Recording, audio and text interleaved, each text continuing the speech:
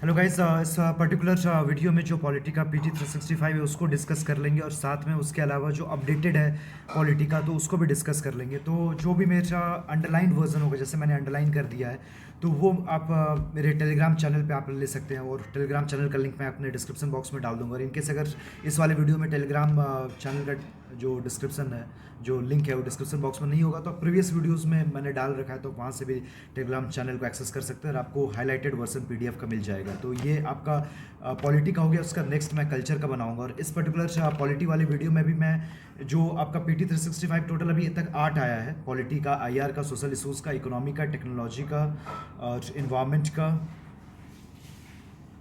और कल्चर का, तो ये 7 है और साथ में एक अपडेटेड आ गया है। तो मैं टोटल 7 वीडियोस बनाऊंगा, तो जिसमें पॉलिटी बनाऊंगा तो पॉलिटी भी उसमें कवर कर लूँगा, साथ में जो अपडेटेड आया है, अपडेटेड में जनवरी फरवरी 2023 का कवर है, तो उसका मैं भी कवर कर लूँगा। तो पॉलिटी का जो बुकलेट है प्लस पॉलिटी वाला पार्ट जो अपडेटेड में है उसको भी कवर कर लूँगा। उसी तरह नेक्स्ट कल्चर का होगा, तो कल्चर का जो बुकलेट है वो भी कवर कर लूँगा और कल्चर का जो अपडेटेड में जो कल्चर का सेक्शन होगा उसको भी उस पर्टिकुलर वीडियो में कवर कर लूँगा। तो टोटल 8 बुकलेट्स हैं, लेकिन सेक्शंस आपके 7 हैं, तो 7 वीडियोस में ये सातों तो कवर हो जाएंगे और रेस्पेक्टिव जो अपडेटेड वर्जन में जो सातों सेक्शन होगा तो उसको उसी वीडियो में ही डाल दूंगा। जैसे पॉलिटी में पॉलिटी भी रहेगा, अपडेटेड वाला पॉलिटी का भी पार्ट रहेगा। और टेलीग्राम चैनल पे जैसे मैंने पॉलिटी का भी और अपडेटेड पॉलिटी दोनों का हाईलाइटेड वर्जन डाल दिया, तो जो वहाँ से देखना चाहते हैं वहाँ से देख सकते हैं। और ये वीडियो है, और इसके बाद मैं कल्चर का भी हाईलाइटेड वर्जन डाल दूंगा, दोनों का, अपडेटेड वाले का भी और कल्चर बुकलेट का। उसके बाद उससे रिलेटेड सेकंड वीडियो भी कल्चर का नेक्स्ट में कल ही, मोस्ट प्रोबेबली नेक्स्ट डे ही डाल दूंगा। और 20 अक्टूबर तक, जैसे 20 अक्टूबर बोलता हूँ, 20 अप्रैल तक जैसे मैंने आपको प्रॉमिस किया था कि सारे सातों वीडियोज़ आ जाएंगे, तो वो सातों वीडियोज़ आ जाएंगे। उसके बाद भी अगर कोई फर्दर वीडियोज़ डलते हैं, जैसे अपडेटेड का सेकंड पार्ट डलता है या फिर अगर गवर्नमेंट स्कीम्स डलता है, तो वो भी डाल दूंगा। तो इस पर्टिकुलर वीडियो को यहाँ पे स्टार्ट करते हैं। अब पॉलिटी में अगर आपका जो लक्ष्मीकांत एकदम स्ट्रॉन्ग है तो उतना आपको पॉलिटी पीटी 365 की जरूरत नहीं है, लेकिन इनफैक्ट जब आप कर रहे हैं तो कुछ कुछ टॉपिक्स आपका मेंस के एंगल से भी इंपॉर्टेंट होगा, तो उसको थोड़ा सा डिटेल में ही कर लेंगे कि आपका वो मेंस के लिए भी यूजफुल हो जाए।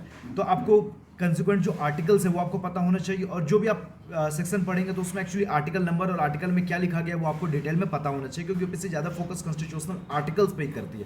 कुछ सवाल आपके फिलॉसफी वाले भी आते हैं, तो आप प्रीवियस ईयर देख लेंगे 4-5 साल में फिलॉसफी वाले कौन से सवाल आए हैं, तो वो आप उसके बाद इजीली सॉल्व कर लेंगे। लेवल रिपीटेड थीम्स में ही आते हैं, और लक्ष्मीकांत बुक जब आप पढ़ेंगे तो स्टार्टिंग और एंड में थोड़ी फिलॉसफी उसमें कवर होती है, तो वहाँ से आप फिलॉसफी वाला पार्ट कवर करके आप कवर कर सकते हैं। उसके अलावा आप रिप्रेजेंटेशन ऑफ पीपल्स एक्ट आपके मेंस के सिलेबस में, और एक सवाल आपका रिप्रेजेंटेशन ऑफ पीपल्स एक्ट पे प्रीलिम्स में भी आ रहा है, तो उस एक्ट को आप अच्छे से कर लीजिए। और उसके अलावा अब पॉलिटी सेक्शन जब भी सॉल्व करेंगे, हो सकता है आप सब मैक्सिमम लोग क्या करते हैं, सबसे पहले पॉलिटी के सवाल सॉल्व कर लेते हैं, क्योंकि वो इजी होते हैं, क्योंकि आपको डायरेक्टली पता होते हैं। तो उस पर्टिकुलर केस में बस आपको ये इंश्योर करना है कि जल्दीबाजी में सॉल्व नहीं कीजिएगा। जल्दीबाजी में कभी कभी वो चीज़ें गलत हो जाती है। प्रेसिडेंट की जगह वर्ड सेंटर लिख दिया तो वो गलत हो गया। जैसे प्रेसिडेंट इमरजेंसी डिक्लेयर करता है, वहाँ लिख दिया कि सेंटर डिक्लेयर्स इमरजेंसी, तो वो गलत होगा। तो ये तो सिंपल सी बात है, मैं आपको बता रहा हूँ कि थोड़ा सा वर्ड में हेरा फेरी की वजह से एक स्टेटमेंट गलत हो जाता है। आप जल्दीबाजी में करेंगे तो आपकी वो गलती हो जाएगी। तब यहाँ से स्टार्ट कर लेते हैं सेपरेशन ऑफ पावर्स। तो सेपरेशन ऑफ पावर्स में यहाँ पे एक आपका पार्लियामेंट हो गया, आपका एग्जीक्यूटिव गवर्नमेंट हो गया, आपका जुडिशरी हो गया। तो सेपरेशन ऑफ पावर में आपका एक चेक मैकेनिज्म भी होता है कि कोई आर्बिट्री पावर आप इस्तेमाल नहीं करें, किसी का पावर कुछ ज़्यादा ही नहीं बढ़ जाए, क्योंकि एब्सोल्यूट पावर करप्ट एब्सोल्यूटली। और उसके अलावा एक दूसरे तरह का भी इनहेरेंट अकाउंटेबिलिटी वाला मैकेनिज्म होता है। जैसे फॉर एग्जांपल अगर एग्जीक्यूटिव सही से काम नहीं करेंगे तो हो सकता है पार्लियामेंट सरकार गिरा दे, और जुडिशरी सही से काम नहीं करे तो जजेस को इम्पीच कर सकती है पार्लियामेंट। तो इस तरह से इनहेरेंट मैकेनिज्म होता है कि तीनों जो ऑर्गन्स ऑफ गवर्नमेंट एक दूसरे को अकाउंटेबल रखे। तो जो एक मॉडल जो स्टार्ट होता है वो आपका है सबसे पहले मॉन्टेस्क्यू का एक ट्राइस पॉलिटिका मॉडल है, उसको ट्राइस पॉलिटिका बोलते हैं। मेंस में आएगा तो ये सब आपको टर्म्स लिखनी चाहिए। ट्राइस पॉलिटिका मॉडल है, उसमें क्या होता है कि आपकी तीनों ऑर्गन्स ऑफ द गवर्नमेंट में कंप्लीट सेपरेशन ऑफ पावर होता है। और उसके अलावा एक वेस्टमिंस्टर मॉडल है, जिसमें तीनों गवर्नमेंट में क्या होता है कि कंप्लीट सेपरेशन तो होगा, लेकिन एग्जीक्यूटिव और पार्लियामेंट में उतना कंप्लीट सेपरेशन हो नहीं पाता है because of parliamentary form of government. तो दो पर्टिकुलर मॉडल्स है सेपरेशन ऑफ पावर का, ट्राइस पॉलिटिका मॉडल और मॉन्टेस्क्यू, और दूसरा हो गया आपका वेस्टमिंस्टर मॉडल। तो इंडिया जो फॉलो करता है that is the Westminster model. अब ये न्यूज़ में इसलिए था क्योंकि एक डिमांड आई थी कि कॉलेजियम सिस्टम में एग्जीक्यूटिव रिप्रेजेंटेशन भी होना चाहिए। अभी स्टार्टिंग में क्या था कि जो 124 सब क्लॉज 2 है उस पर्टिकुलर आर्टिकल के तहत जजेस अपॉइंट होते हैं। तो जजेस जो अपॉइंट होते हैं, जो कॉन्स्टिट्यूशन में लिखा था कि प्रेसिडेंट अपॉइंट करेगा on the aid and advice on the on in consultation with the chief justice of India. अब चीफ जस्टिस ऑफ इंडिया के साथ कंसल्टेशन ये डिफरेंट केसेस में अब है डिफाइंड आपका। फर्स्ट जजेस केस में बोला कि कंसल्टेशन कंसल्टेशन ये हुआ। सेकंड जजेस केस में आपका क्या आ गया कि कॉलेजियम सिस्टम आ गया था, और जिसमें 2 सीनियर मोस्ट जज अलॉन्ग विद द सीजीआई रहेंगे। फिर उसका थर्ड जज केस में बोला गया था जो सुप्रीम कोर्ट में कॉलेजियम होगा सीजीआई प्लस 4 जजेस का बेंच बैठेगा, और जो सीजीआई और ये जो कॉलेजियम बोल देगा that will be binding on the government. ये कॉलेजियम का सिस्टम आ गया था। फोर्थ जजेस केस में तो उसने नजैक को स्ट्राइक डाउन ही कर दिया था। तब इसमें दिक्कत क्या हो रही है कि अभी जज ही अपॉइंट कर रहे हैं जज को। तब इसमें दिक्कत क्या होती है कि ये नेचुरल जस्टिस के बहुत इसके फैलेसी काफ़ी इसमें प्रॉब्लम्स है जो जिस तरह से अपॉइंटमेंट होता है कॉलेजियम सिस्टम में। अब 7-8 तरह की दिक्कतें हैं, वो जब अपॉइंटमेंट ऑफ जजेस कभी डिस्कस करेंगे तो अलग बात है। तो इसमें मेन दिक्कत क्या होती है कि जज को अपॉइंट कर रहा है। अब लगभग 40% ऑफ द जो केसेस होते हैं उसमें गवर्नमेंट एक पार्टी होती है, गवर्नमेंट वर्सेस समवन चलता है, गवर्नमेंट वर्सेस समवन चलता है। जैसे इनकम टैक्स का अगर केस है तो अगर मेरे अगेंस्ट को इनकम टैक्स डिपार्टमेंट ने केस किया है तो वो स्टेट वर्सेस मी चलेगा। तो उसमें गवर्नमेंट एक स्टेक होल्डर है, गवर्नमेंट ही जज अपॉइंट करेगी, तो that is government is appointing जज of his own case. This goes against the principle of natural justice. इसलिए जज का इन्वॉल्वमेंट होना चाहिए इन द अपॉइंटमेंट ऑफ जजेस, जुडिशरी का इन्वॉल्वमेंट होना चाहिए, लेकिन ऐसा नहीं कि एग्जीक्यूटिव का बिल्कुल भी नहीं होना चाहिए, क्योंकि दिक्कतें वहाँ पे भी होती है कि अब केवल जज ही अपॉइंट करते हैं तो एक अंकल जज सिंड्रोम बोलते हैं, जान पहचान है जज से तो फिर आप जज बन जाओगे, या फिर इवन कितना वैकेंसीज है। तो अब इतनी वैकेंसीज अभी भी है तो उसके लिए थोड़ा अगर कोई एग्जीक्यूटिव का एक रिप्रेजेंटेटिव होगा तो हो सकता है कि वैकेंसीज नहीं रहे, या फिर कुछ ऐसा रिफॉर्म लाया जाए कि जिसकी वजह से अपॉइंटमेंट प्रोसेस और बेटर हो जाए। और भी कुछ चीज़ें होती है। अब जैसे आप एमओपी वगैरह पढ़ेंगे तो उसमें देखेंगे तो लगेगा, मतलब ओरिजिनल कॉन्स्टिट्यूशन की स्कीम से देखेंगे तो जजेस का रोल तो नहीं था, लेकिन एग्जीक्यूटिव का रोल था, और एग्जीक्यूटिव का थोड़ा रोल तो होना चाहिए। रीजन बिंग की from the point of view of separation of power की एग्जीक्यूटिव भी जुडिशरी को अकाउंटेबल होल्ड करे, और उसके अलावा ओरिजिनल कॉन्स्टिट्यूशन में भी है। उसके अलावा थोड़ा ये प्रोसेस डेमोक्रेटिक भी होता है कि आप पार्लियामेंट के मेंबर्स को इलेक्ट कर रहे हैं, वो एग्जीक्यूटिव को इलेक्ट कर रहे हैं, इनफैक्ट वो जाके जज को इलेक्ट कर रहे हैं। तो एग्जीक्यूटिव का होना चाहिए, लेकिन ज़्यादा जो प्राइमेसी होना चाहिए वो जुडिशरी का होना चाहिए। लेकिन यहाँ पे अब अभी जुडिशरी मेनली करती है, तो अब यहाँ पे डिमांड रखी गई थी कि एक एग्जीक्यूटिव रिप्रेजेंटेशन भी होना चाहिए कॉलेजियम सिस्टम में, और इनफैक्ट एक नजैक का भी एक नया वर्जन एज बिल पेश किया गया है पार्लियामेंट में। तो ठीक है, इसलिए ये न्यूज़ में था।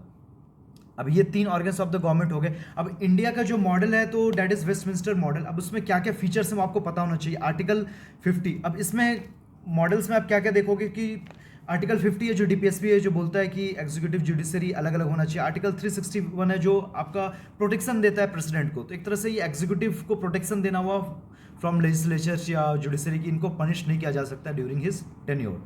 आर्टिकल 195, 194 ये ऑफिस ऑफ प्रॉफिट से रिलेटेड, ये actually privileges of the parliament से रिलेटेड है। अब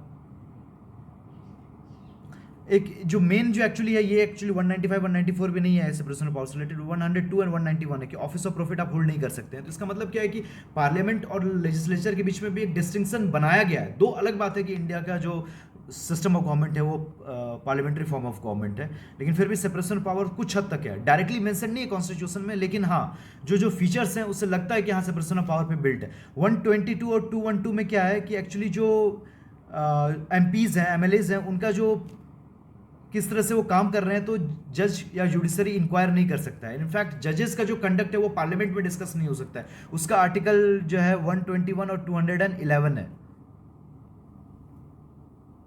तो आर्टिकल 50, आर्टिकल 361, आर्टिकल 102 और 191, आर्टिकल 122, 212, 120, 211 ये आपको डायरेक्टली याद होने चाहिए। और कुछ चेक मैकेनिज्म भी है, जैसे अब जो आपका जुडिशरी कैसे अकाउंटेबल रखता है आपका एग्जीक्यूटिव या लेजिस्लेचर को, आर्टिकल 13, आर्टिकल 32, आर्टिकल 226, आर्टिकल 142 के तहत। उसके अलावा आर्टिकल 175 और 164 क्या है कि executives are responsible to the parliament and the legislature, तो ये भी रिस्पॉन्सिबिलिटी वाला मैकेनिज्म आ गया, तो एक चेक एंड बैलेंस मैकेनिज्म आ गया। तो ये सब जो आर्टिकल्स है आपका, ये सेपरेशन ऑफ पावर्स की तरफ ये अलाइंड है, लेकिन डायरेक्टली मेंशन नहीं है। It indicates towards separation of power. Indian constitution indicates towards separation of power. Separation of power directly constitution में मेंशन नहीं है, but it is essential feature, that is the basic structure of the constitution. और उसके अलावा कुछ कुछ issues होते हैं। अब क्यों क्यों जरूरी है आपका सेपरेशन ऑफ पावर, तो ठीक है ये सब जेनरिक पॉइंट है कि rights and liberty of the citizens protect करने के लिए, prevents rise of the dictatorship, ensure judicial independence, create functional specialization among different institutions के यहाँ एग्जीक्यूटिव अपने ही दायरे में उसको इफ़िशियंसी है, लेजिस्लेचर का अपने दायरे में है उसको इफेक्टिवनेस है, और जुडिशरी का अपने दायरे में एक्सपर्टीज़ है, कन्फ्लिक्ट को भी रिड्यूस करता है। तो ये सब घिसा पिटा पॉइंट है, लेकिन आपको पता होने चाहिए कि सच दैट अगर आ जाए सवाल तो आप डायरेक्टली दाग सके। कुछ कुछ इंपॉर्टेंट प्रोनाउंसमेंट है केशवानंद भारती केस, आयर कोयलो केस में सुप्रीम कोर्ट ने बोला है कि basic structure is essential feature of the constitution. कुछ कुछ चीज़ें हैं जो क्या होता है ना कि आप सेपरेशन ऑफ पावर के अगेंस्ट जाता है। जैसे क्या क्या है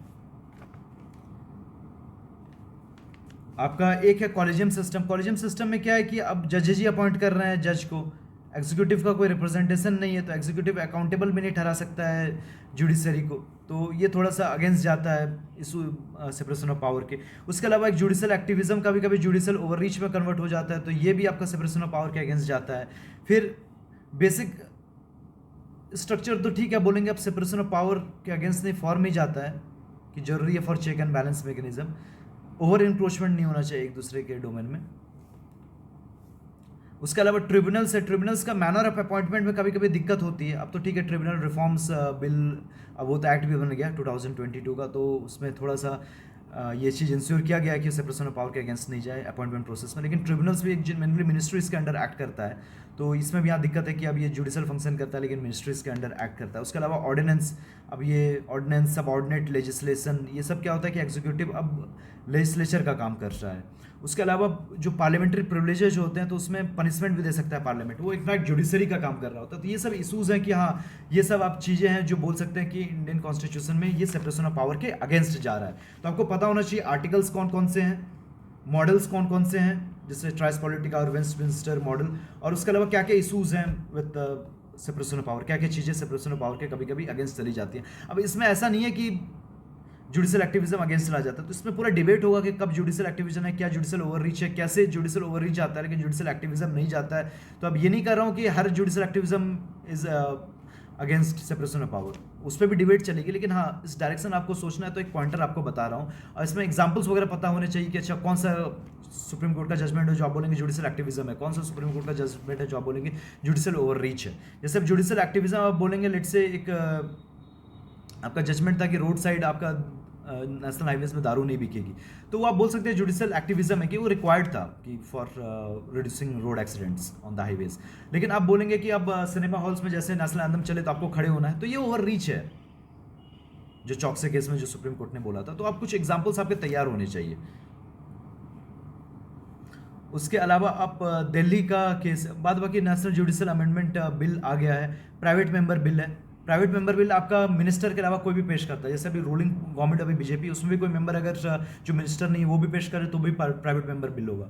तो प्राइवेट मेंबर बिल जो लास्ट जो पास हुआ था इंडिया में 1970 में हुआ था, उसके बाद कभी पास नहीं हुआ है। और it aims to regulate the appointment of जजेस to the high courts and supreme court through national judicial commission. अब नजाक जो था 99 कॉन्स्टिट्यूशनल अमेंडमेंट के द्वारा सुप्रीम कोर्ट ने स्ट्राइक डाउन किया था, ये बोल के कि this is against the independence of judiciary and separation of power. अब कैसे वो था और नजाक का क्या क्या एक्चुअली स्ट्रेंथ था, स्ट्रेंथ मतलब बोले तो उसमें कौन कौन लोग होते, तो वो जब अपॉइंटमेंट ऑफ टू जुडिशरी पढ़ेंगे ना उसमें डिटेल में देख लेंगे कि ओरिजिनल कॉन्स्टिट्यूशन क्या था, चारों जो केसेस हैं फर्स्ट सेकंड थर्ड फोर्थ जजेस केस क्या है, एमओपी क्या है, नजैक क्या है, अभी क्या चल रहा है, क्या होना चाहिए, कॉलेजियम में क्या क्या दिक्कत है, तो वो सब अपॉइंटमेंट से रिलेटेड डिटेल में करेंगे। तो इतना उसमें डिटेल में कंटेंट में आपको बता दूंगा कि उस पर आप ऐसे भी इनफैक्ट लिख सकते हैं। अब ये जो नेशनल जुडिशल कमीशन इसमें सब कुछ होगा कि अपॉइंटमेंट से रिलेटेड होगा, जुडिशल स्टैंडर्ड्स भी ले डाउन करेगा। 2010 में एक बिल था national judicial accountability and standards bill, वो पास नहीं हो पाया, तो उसके भी फीचर्स इसमें होंगे। फिर जजेस के अगेंस्ट कुछ भी केस होता है तो उसको जल्दी अरेस्ट नहीं करते हैं, तो कैसे अरेस्ट करेंगे, कैसे इन्वेस्टिगेट करेंगे केसेस अगेंस्ट द जजेज, उसके बारे में भी होगा। और उसके अलावा उनको अगर इम्पीच करना है तो जो एक जजेज इंक्वायरी एक्ट 1968 है उसके तहत फीचर्स हैं कि क्या प्रोसेस होना चाहिए, तो उस चीज़ को भी फर्दर इसी एक्ट में इनकॉर्पोरेट कर देंगे और एक होलसम बिल पेश किया गया है। ठीक है, अब ये बिल एक्ट बनेगा कि नहीं वो अलग बात है। अब federalism the unique case of Delhi, अब ये न्यूज़ में क्यों है तो ये आपको सबसे पहले पता होना चाहिए, फिर कॉन्स्टिट्यूशनल आर्टिकल्स आपको पता होने चाहिए। अब कॉन्स्टिट्यूशनल आर्टिकल्स के बारे में सबसे पहले देख लेते हैं, तो आर्टिकल आपको एकदम फिंगर टिप्स पे होना चाहिए, यहाँ पे डिटेल में लिखा नहीं गया है, मैं आपको बताते जाता हूँ। आर्टिकल 239 है, that is with respect to UTs. Article 239 A बोलता है कि कुछ कुछ यूटीज को आपके लेजिस्लेचर्स में होंगे। कौन कौन? दिल्ली के केस में होगा और पौंडीचेरी के केस में होगा। 239 ए है जो आपका दिल्ली से रिलेटेड है, जो बोलता है आपके 70 एमएलएज होंगे जिसमें 7 मिनिस्टर बनेंगे, और जो वहाँ का लेजिस्लेचर होगा सारे लॉज बना सकता है एक्सेप्ट विथ रिस्पेक्ट टू, सारे लॉज बना सकता है on the state list and the concurrent list except with respect to police, public order and land. उसके अलावा 239 ए बी है जो आपका बोलता है, जो है with respect to failure of constitutional machinery. फिर आपका 239 बी है जो विथ रिस्पेक्ट टू किससे है, ये 239 बी आपका ऑर्डिनेंस से रिलेटेड है। 240 आपका रेगुलेशन से रिलेटेड है कि प्रेसिडेंट रेगुलेशंस बना सकता है, और जब अगर प्रेसिडेंट रेगुलेशन बनाएगा that will be more powerful than the act made by the parliament with respect to the union territory. President का रेगुलेशन इतना इंपॉर्टेंट हो जाता है। और 241 में हाई कोर्ट से, दिल्ली में तो हाई कोर्ट है ही है। 242 में वो कुर्ग से रिलेटेड था, वो अब रिपील हो चुका है। अब दिल्ली से रिलेटेड हम देख लेते हैं। तो दिल्ली से हिस्ट्री सबसे पहले आप देख लीजिए। 1950 में ये पार्ट सी स्टेट होता है, तो हम 1951 में क्या करते हैं कि लेजिस्लेटिव असेंबली लाते हैं और इलेक्टेड चीफ मिनिस्टर होता है। 56 में यूनियन टेरिटरी बन जाता है, फिर वहाँ पे सीएम खत्म हो जाएगा। 66 में थोड़ा सा कुछ हम एडमिनिस्ट्रेशन बेटर करने के लिए दिल्ली एडमिनिस्ट्रेशन एक्ट आता है, limited representative government in Delhi. 1991 में फिर 1369 कॉन्स्टिट्यूशनल अमेंडमेंट आएगा जिसमें GNCTD एक्ट पास होगा। फिर फाइनली अभी 2021 में उस एक्ट का अमेंडमेंट किए हैं। 69 कॉन्स्टिट्यूशनल अमेंडमेंट में ही आर्टिकल 239 ए लाया गया। तो आप 69 कॉन्स्टिट्यूशनल अमेंडमेंट 239 ए आपके फिंगर टिप्स में होना चाहिए जब भी आपका मेंस में अगर दिल्ली में के बारे में सवाल आ रहा है। उसके अलावा इस पर्टिकुलर ये जो एक्ट है उसके बारे में देख लेते हैं कि क्या इनफैक्ट एसेंशियल फीचर्स हैं। तो अच्छा वो भी देख लेते हैं, उससे पहले लाइन बाय लाइन यहाँ डिस्कस कर लेते हैं। अभी दिक्कत क्या हुई थी कि अब जो कुछ सिविल सर्वेंट है उससे रिलेटेड जो पोस्टिंग है, तो वो अब सेंट्रल गवर्नमेंट देखेगी कि दिल्ली गवर्नमेंट देखेगी, तो इससे रिलेटेड टसल था। तो ये चीज़ tussle is going on between UTs and centre affecting the routine administrative work in UTs. अभी न्यूज़ में इसीलिए था क्योंकि दिल्ली में ये ऑल इंडिया सर्विसेज से रिलेटेड पोस्टिंग है, ये सब ट्रांसफर्स वगैरह कौन करेंगे, तो इसके बीच में दिल्ली गवर्नमेंट और सेंट्रल गवर्नमेंट के बीच में टसल था। ये मैटर गया था सुप्रीम कोर्ट में, ठीक है। और 239 ए में ये भी है कि इनकेस अगर एलजी और काउंसिल ऑफ मिनिस्टर के बीच में टसल होगा तो एलजी मैटर रेफर करेगा किसको? प्रेसिडेंट को, ठीक है। और पहले एक केस गया था इनफैक्ट हाई कोर्ट में, तो हाई कोर्ट में ने ये बोल दिया था कि जो एलजी है that is the administrative head of the Delhi government. लेकिन बाद में 2018 में एक्चुअली एक सुप्रीम कोर्ट जजमेंट था जिसने बोला था कि LG will act on the aid and advice of the council of ministers, ठीक है। केवल पुलिस, पब्लिक ऑर्डर और लैंड में एलजीज कंकरेंस रिक्वायर्ड है, अदर में एलजी की कंकरेंस रिक्वायर्ड नहीं है। उसके अलावा decisions of the CM have to be communicated to the LG, ये तो है। ये 18 का ये केस था और इनफैक्ट ये 18 के मेंस में डायरेक्टली ये सवाल आया था। और उसके अलावा GNTCD एक्ट ऑफ ये, हाँ इसमें क्या है कि स्प्लिट वर्डिक्ट आया था, एक फेवर में था दिल्ली गवर्नमेंट के, एक फेवर में था सेंट्रल गवर्नमेंट के, तो इसलिए एक 3 जज बेंच को रेफर कर दिया गया। 3 जज बेंच का क्या जजमेंट आता है वो हम देखेंगे। अब ये GNTCD एक्ट के बारे में थोड़ा सा देख लीजिए। इसमें क्या है कि ये बोला गया है कि जहां पे भी जिस पर्टिकुलर एक्ट में वर्ड गवर्नमेंट लिखा गया तो गवर्नमेंट का मतलब होगा LG, और LG का ओपिनियन लेना डिसीजन मेकिंग से पहले काउंसिल ऑफ मिनिस्टर्स के द्वारा इंपॉर्टेंट है। और कोई भी अगर एडमिनिस्ट्रेटिव डिसीजन लिया गया है तो जो लेजिस्लेचर है वो रूल्स नहीं बना सकती है कि कैसे हम इंक्वायरी करेंगे। अब होता क्या है, कमेटी होती है इंक्वायरी की, आप पढ़े होंगे पार्लियामेंट्री कमिटीज में एक स्टैंडिंग कमेटी होती है, एडहॉक कमेटी होती है। स्टैंडिंग कमेटी भी क्षेत्र की होती है, उसमें कमेटी टू इंक्वायर होती है। तो जो इंक्वायरी करती है वो कमेटी, तो वो कैसे इंक्वायर करेगी, उससे रिलेटेड लेजिस्लेचर रूल्स बनाती है। तो इसमें यह भी लिखा गया है। अब ये पर्टिकुलर में क्या डिटेल में सब कुछ उतना दिया नहीं होता है, दिक्कत यही होती है यहाँ पे PD 365 में। बस मैं आपको बता देता हूँ कि उसमें है क्या कि जो भी पर्टिकुलर इंक्वायरी करेगा तो रूल्स लेजिस्लेचर नहीं बना सकता। मतलब इनफैक्ट जो कमिटी ऑफ इंक्वायरी है वो एग्जीक्यूटिव एक्शन की इंक्वायरी नहीं कर पाएगी। फिर LG ही गवर्नमेंट है और LG का ओपिनियन लेना जरूरी है। ये तीनों लिखा गया था आपके 2021 के एक्ट से रिलेटेड। अब this goes against the principle of democracy. अब काउंसिल ऑफ मिनिस्टर को दबाने की कोशिश करो, this goes against the principle of federalism.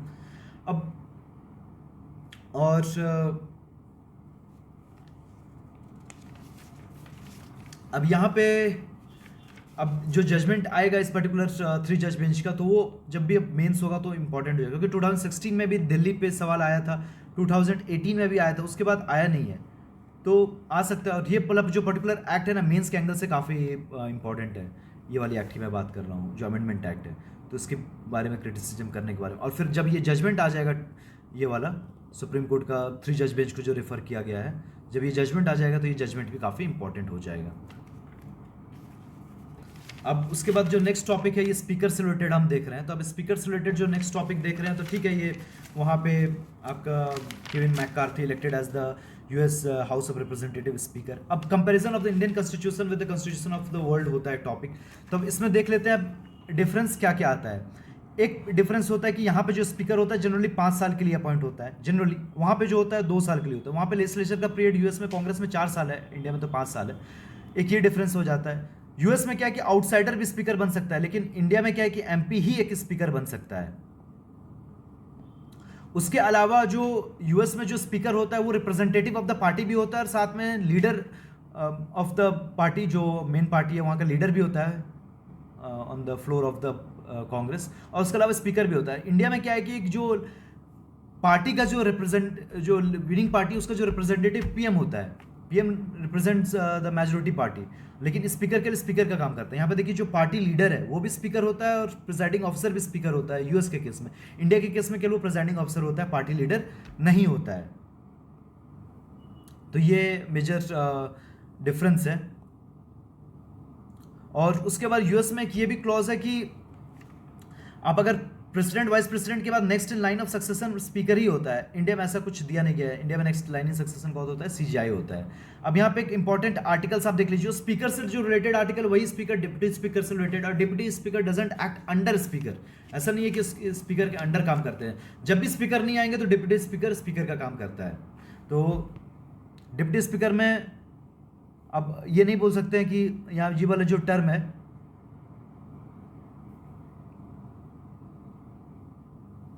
यहाँ पे डिप्टी स्पीकर के बारे में नेक्स्ट यहाँ पे दिया हुआ है, ये वाला जो टर्म है ये काफ़ी इंपॉर्टेंट है कि he is not subordinate to speaker. ये स्टेटमेंट दे देंगे कि he is subordinate to speaker तो वो गलत हो जाएगा।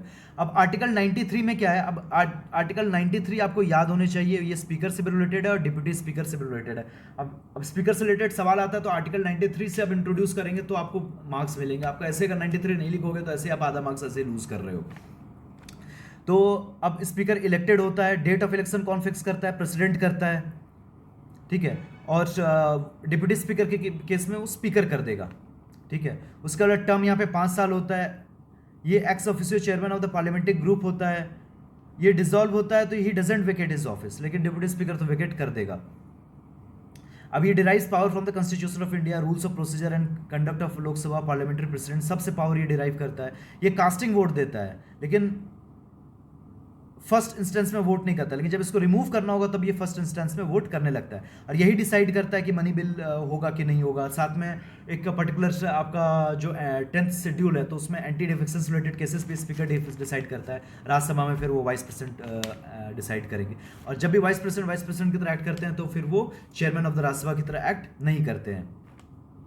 उसका रिमूवल आर्टिकल 94 में डील किया गया है। अब इसको स्पेशल मेजोरिटी के साथ हटाया जाता है। Special majority means majority of the house but that should be more than 2/3 of the present and voting, this is special majority. हटाया जाएगा स्पेशल मेजोरिटी के साथ ही।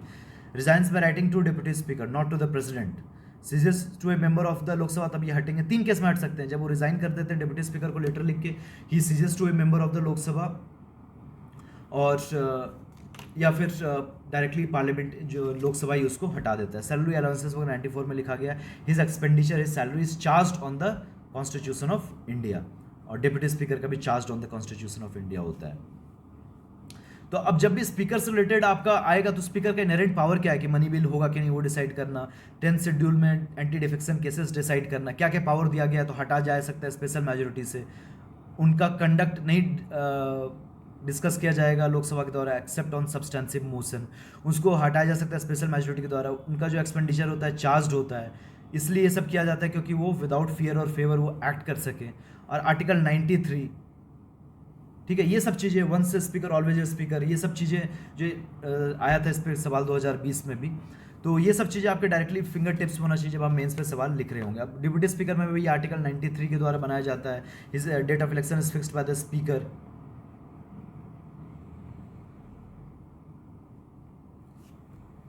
Role of deputy speaker acts as speaker when he is absent, not subordinate to speaker. बाद बाकी powers उसका वही होता है। जॉइंट सिटिंग को भी एक्चुअली स्पीकर ही प्रिसाइड करता है, तो स्पीकर नहीं है तो डिप्टी स्पीकर प्रिसाइड करेगा। ठीक है, इन 3 केस में उसको हटाया जा सकता है। हटाया भी जाएगा स्पेशल मेजोरिटी से, resign by writing to speaker, suggest to member of Lok Sabha, तो हट ही जाएगा। सैलरी अलाउंसेस 97 है, that is charge on the consolidated fund of India. उसके अलावा टाइप्स ऑफ प्रिविलेजेस है। अब इसमें क्या है ना, आर्टिकल 105 और 194 में प्रिविलेजेस लिखे गए हैं। 105 में पार्लियामेंट के, 194 में किसके, तो स्टेट लेजिस्लेचर के। ठीक है, recently parts of the leader of, अब हुआ क्या था कि एक्चुअली अभी लीडर ऑफ अपोजिशन ने कुछ बयान दिया था, तो उसको एक्सपंज कर दिया गया था। तो बोल रहे थे कि एक्चुअली ये एमपी के फ्रीडम ऑफ स्पीच के अगेंस्ट जा रहा है और उसके प्रिविलेजेस के अगेंस्ट जा रहा है। तो ये सब मुद्दा था। अब पार्लियामेंट्री प्रिविलेजेस से रिलेटेड सबसे पहले आपको ये पता होना चाहिए कि प्रिविलेजेस हैं क्या क्या, इंडिविजुअल प्रिविलेजेस हैं क्या क्या, और कलेक्टिव प्रिविलेज है क्या क्या, ये आपको डायरेक्टली याद होना चाहिए। और सोर्स ऑफ प्रिविलेज क्या क्या है वो भी आपको पता होना चाहिए। जैसे आपका इंडिविजुअल प्रिविलेज में आपका क्या आता है, आपका फ्रीडम ऑफ स्पीच आ जाता है। उसके अलावा no person will be arrested during session. Civil cases में, क्रिमिनल केसेस में तो अरेस्ट हो सकता है, और सिविल केसेस में भी है सेशन के 40 दिन पहले तक, 40 दिन बाद तक भी है। और not required to serve on jury. ये सब इंडिविजुअल प्रिविलेजेस है। कलेक्टिव प्रिविलेजेस में क्या क्या है, right to publish documents, reports and discussions. Punishment भी दे सकता है अगर कोई उनके प्रिविलेजेस को ब्रीच करता है। Forbid others from doing the same. Courts are prohibited to inquire into the proceedings of the house. Right to receive immediate information of arrest, release of a member. ठीक है, उसके अलावा ये सोर्स क्या क्या है, कहाँ कहाँ से आता है, तो आपका एक कॉन्स्टिट्यूशनल भी है आर्टिकल 105 और 194 में, जैसे फ्रीडम ऑफ स्पीच वहीं से आता है। फिर कुछ कुछ स्टैट्यूटरी प्रोविजन है, जैसे सिविल प्रोसीजर कोड 1908 में बोलता है कि वही बोलता है freedom of arrest from civil processes, वो स्टैट्यूटरी भी है, कॉन्स्टिट्यूशनल भी, स्टैट्यूटरी भी है। और कुछ कुछ रूल्स वगैरह पे भी, प्रोसीजर एंड प्रेसिडेंट पे भी बेस्ड है। जैसे अब चेयरमैन को पता होना चाहिए कि किसको अरेस्ट कर लिया है, या फिर स्पीकर को पता होना चाहिए कि किस लोकसभा के मेंबर को अरेस्ट कर लिया गया है, तो वहाँ से भी आता है कुछ कुछ प्रिविलेजेज। अब कुछ कुछ इंपॉर्टेंट जजमेंट है, जैसे MSM शर्मा जजमेंट है, उसमें सुप्रीम कोर्ट ने ये बोला था कि अगर पार्लियामेंट्री प्रिविलेजेज और फंडामेंटल राइट्स के बीच में टसल है तो सुप्रीमेसी हम फंडामेंटल राइट्स को ही देंगे। अब उसके अलावा क्या क्या इशूज़ हैं, कभी कभी नेचुरल जस्टिस के अगेंस्ट जाता है कि वही एक स्टेक होल्डर है, मान लो MPs, और वही जज भी बने पड़े हैं, तो ये नेचुरल जस्टिस या कॉन्फ्लिक्ट ऑफ इंटरेस्ट इन्वॉल्व है यहाँ पे। सेपरेशन ऑफ पावर के भी अगेंस्ट चला जाता है। अब कोई कोडिफाइड नहीं है कि एक्चुअली प्रिविलेजेस हैं क्या क्या, एक जगह कोई कोडिफाइड भी होना चाहिए। कभी कभी अगेंस्ट फंडामेंटल राइट्स भी चला जाता है। उसके अलावा फिर कोडिफिकेशन क्यों होना चाहिए, कभी कभी फंडामेंटल राइट्स के अगेंस्ट चला जाता है कि कोई मार्केट में जाके कुछ भी बोल देगा और फिर पार्लियामेंट बोलेगा कि अच्छा नहीं आपको नहीं बोलना चाहिए, this is against the dignity of the parliament, तो आपको ये हटाइए। तो फ्रीडम ऑफ अगेंस्ट के स्पीच के अगेंस्ट भी जाता है। अब यहाँ पे थोड़ा आर्बिट्ररी भी होता है क्योंकि नेचुरल जस्टिस के भी अगेंस्ट जाता है, कन्फ्लिक्ट ऑफ इंटरेस्ट में इन्वॉल्व है। और अगर कोडिफाई कर देंगे तो जहाँ पे भी अगर पार्लियामेंट अगर प्रिविलेजेस का ब्रीच नहीं हो रहा है फिर भी पनिश करेगा, तो आप सुप्रीम कोर्ट या कोर्ट्स तो मूव कर सकते हैं। और क्यों नहीं होना चाहिए, तो अब addition of new privilege difficult हो जाएगा, एक्सेसिव इंटरवेंशन ऑफ कोर्ट्स होगा तो पेंडेंसी वहीं पे बढ़ेगी। तो वे फॉरवर्ड क्या है, तो वे फॉरवर्ड बोलते हैं कि हाँ एक्चुअली कोडिफाइड होना चाहिए, जुडिशियल रिव्यू भी अलाउड होना चाहिए। और उसके अलावा एक कंटेम्प्ट ऑफ लेजिस्लेचर में 92 में डाल देना चाहिए। आर्टिकल 19(2) है ना, restriction, reasonable restriction on fundamental rights, उसमें बोलते हैं कि जैसे कंटेम्प्ट ऑफ कोर्ट है ना, उससे कंटेम्प्ट ऑफ लेजिस्लेचर भी डाल देना चाहिए। और वो डाल देंगे ना तो फिर पार्लियामेंट एक्सेसिवली अब पनिशमेंट लोगों को प्रोवाइड नहीं करेगा जहाँ भी वो केसेस होते हैं। तो किसी एक कमेटी का ये बोलना था। और उसके अलावा कोडिफाइड होना चाहिए, और साथ में जो भी पनिशमेंट पार्लियामेंट देता है तो आप वो अपील कर सकते हैं सुप्रीम कोर्ट में, तो जुडिशियल रिव्यू भी अलाउड होना चाहिए, डायरेक्टली कॉन्स्टिट्यूशन में ये मेंशन होना चाहिए। तो ये सारी चीज़ें हो गई। अब फिर उसके बाद आप ऑफिस ऑफ मेयर के बारे में आ जाते हैं, आपका जो 6th टॉपिक है, ये हम डिस्कस कर रहे हैं अपडेटेड पॉलिटी वाला। और उसके बाद हम पॉलिटी 365 को डिस्कस कर लेंगे। ऑफिस ऑफ मेयर में अभी ये क्या हुआ था कि recently Supreme Court said that the Constitution does not allow nominated members of a municipality to right to vote for selecting the post of mayor. अब मेयर के पर्टिकुलर चीज़ में दिक्कत क्या होती है ना, कि एक दिक्कत मेयर के केस में ये है कि डायरेक्ट इलेक्शन नहीं होता है। कुछ 6 स्टेट्स में डायरेक्ट इलेक्शन होता है, तो डायरेक्ट इलेक्शन में अगर होगा ना तो डायरेक्टली वो अकाउंटेबल होगा टू द पब्लिक, तो अकाउंटेबिलिटी भी इंश्योर करना जरूरी है। और उसके अलावा क्या होता है ना कि एक तरह से मेयर क्या होता है ना, मैक्सिमम स्टेट्स में मान लीजिए जो भी आपका काउंसिलर्स इलेक्ट होकर आए तो उसका एक हेड हो जाता है, वो एक तरह से leader of the party in the parliament हो जाता है, ना कि एग्जीक्यूटिव हेड। तो कुछ पावर्स ज़्यादा होते नहीं हैं, तो पावर्स भी उनको डेलीगेट करना इंपॉर्टेंट है। अब होता क्या है कि काउंसलर्स आपस में इलेक्ट करके एक मेयर भेज देंगे, तो मेयर जो हो गया एक तरह से लेजिस्लेटिव हेड हो गया, leader of the party in the parliament जैसे का काम करने लगा। उसके अलावा एक आईएएस ऑफिसर होगा जो सीईओ ऑफ जिला परिषद होगा या फिर म्यूनिसिपल कमिश्नर होगा, वो एक्चुअली एग्जीक्यूटिव हेड होगा जिसके पास रियल फाइनेंशियल पावर्स होंगी। तो मेयर एक्चुअली में कुछ पावर नहीं है जो जिसकी वजह से ज़्यादा कुछ इसको अकाउंटेबल ठहरा सकता है, ये डायरेक्टली स्टेट गवर्नमेंट को रिपोर्ट करेगा। तो ये दिक्कत ही मेयर के ऑफिस के साथ ये होती है कि मेयर को उतना पावर्स दी नहीं गई है, क्योंकि अब स्टेट गवर्नमेंट चाहती नहीं है कि हम उतना पावर हम दें मेयर को, थर्ड टायर ऑफ गवर्नमेंट को। और उसके अलावा एक दिक्कत है कि वो डायरेक्टली इलेक्टेड भी नहीं होता, और एक दिक्कत है कि डायरेक्ट पावर्स भी नहीं दी गई है जो पावर्स सीईओ और म्यूनिसिपल कमिश्नर को हम दे देते हैं। तो जो कोलकाता मॉडल है वेस्ट बंगाल में, वो काफ़ी इंपॉर्टेंट है, क्योंकि उसमें एक्चुअली जो म्यूनिसिपल कमिश्नर होता है वो अंडर काम करता है मेयर के, और मेयर के पास सारी पावर है जो सीईओ की पावर होती है। तो मेयर को एक्चुअली में केवल वो लीडर ऑफ द पार्टी नहीं है, मतलब लीडर ऑफ द काउंसलर्स नहीं है, वो एक एग्जीक्यूटिव हेड का भी काफ़ी पावर्स उसको दिया गया है कोलकाता मॉडल ऑफ मेयर में। तो ये कोलकाता मॉडल ऑफ मेयर के बारे में आप बात कर सकते हैं, तो ये मेंस के एंगल से भी आपके लिए यूजफुल हो जाएगा। उसके अलावा यहाँ पे ऑफिस ऑफ मेयर में यहाँ पे कुछ अगर इंपॉर्टेंट है तो आपको बता देता हूँ, कुछ ज़्यादा इसमें डिस्कशन नहीं है। ऑल एग्जीक्यूटिव पावर्स वेस्टेड होता है म्यूनिसिपल कमिश्नर में, केवल वो कोलकाता मॉडल में क्या है कि म्यूनिसिपल कमिश्नर की पावर वो मेयर के पास है, तो एक इंपॉर्टेंट मॉडल है, तो आप उसको कोट कर सकते हैं। तो म्यूनिसपैलिटी से रिलेटेड फंक्शनरीज, पैरास्टेटल बॉडीज़, ये सब से रिलेटेड। फिर आप म्यूनिसिपल बॉन्ड्स वगैरह के बारे में 15 फाइनेंस कमीशन क्या क्या बोल रहा है, फिर डायरेक्ट इलेक्शन ऑफ मेयर को रियल पावर देने के बारे में कोलकाता मॉडल, तो ये सब के बारे में आप बात कर सकते हैं। अब ये केस फॉर डायरेक्ट इलेक्शन है तो ठीक है, अब इस पर्टिकुलर बॉक्स को भी आप पढ़ लीजिएगा, मतलब प्री के लिए तो ऐसा इंपॉर्टेंट नहीं है, मेंस के लिए थोड़ा सा वो आपके लिए यूजफुल हो जाएगा।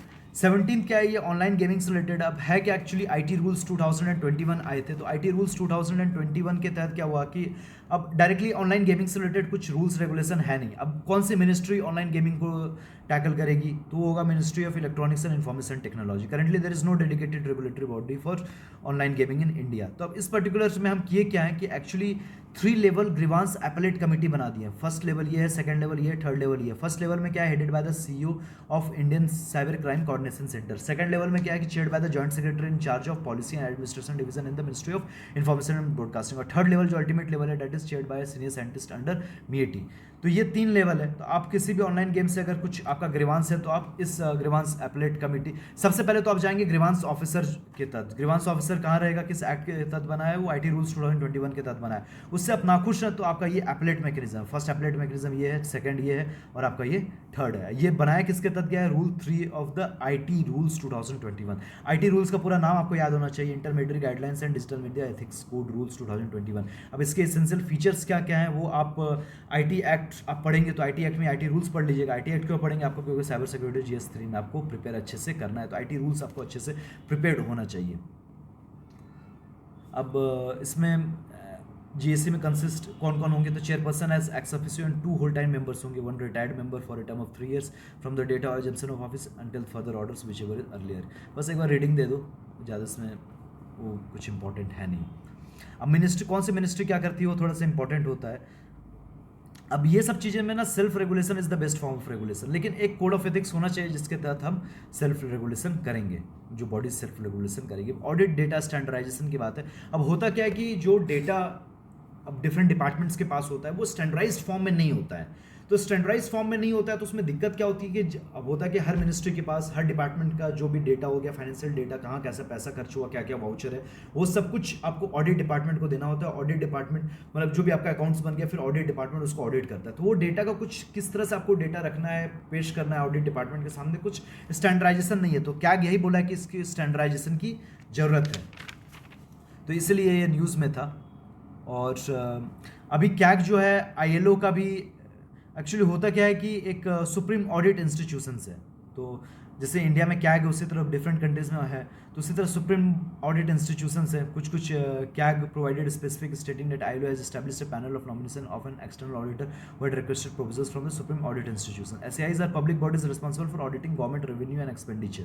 Nearly every SAI from UN member is a member of INTOSAI, INTOSAI जैसे इंडिया में कैग है, उसी तरह डिफरेंट डिफरेंट जो ऑडिट डिपार्टमेंट्स हैं डिफरेंट कंट्रीज के, तो इंटोसाई के मेंबर है। और रीजनल बॉडीज़ भी है इंटोसाई का, जैसे एसोसाई एशिया का है, कारसोसाई कैरिबियन का है, यूरोसाई यूरोप का है। तो एसोसाई में इंडिया का कैग भी एसोसाई का मेंबर है, ठीक है। CAG has been elected as chairman of ASOSAI from 2024 to 2027। और World Health Organization, FAO, International Atomic Energy Agency, OPCW, Inter Parliamentary Union, ये सबको भी अभी ऑडिट कर रहा है हमारा कैग। आईएलओ को भी ऑडिट कर रहा है अभी हमारा कैग। अब कैग से रिलेटेड और क्या क्या इशूज अभी हैं, तो एक कैग से रिलेटेड आपको ये पता होना चाहिए कि आर्टिकल कौन है, आर्टिकल 148 to 151, और एक एक्ट है CAG duties powers condition of service act 1971।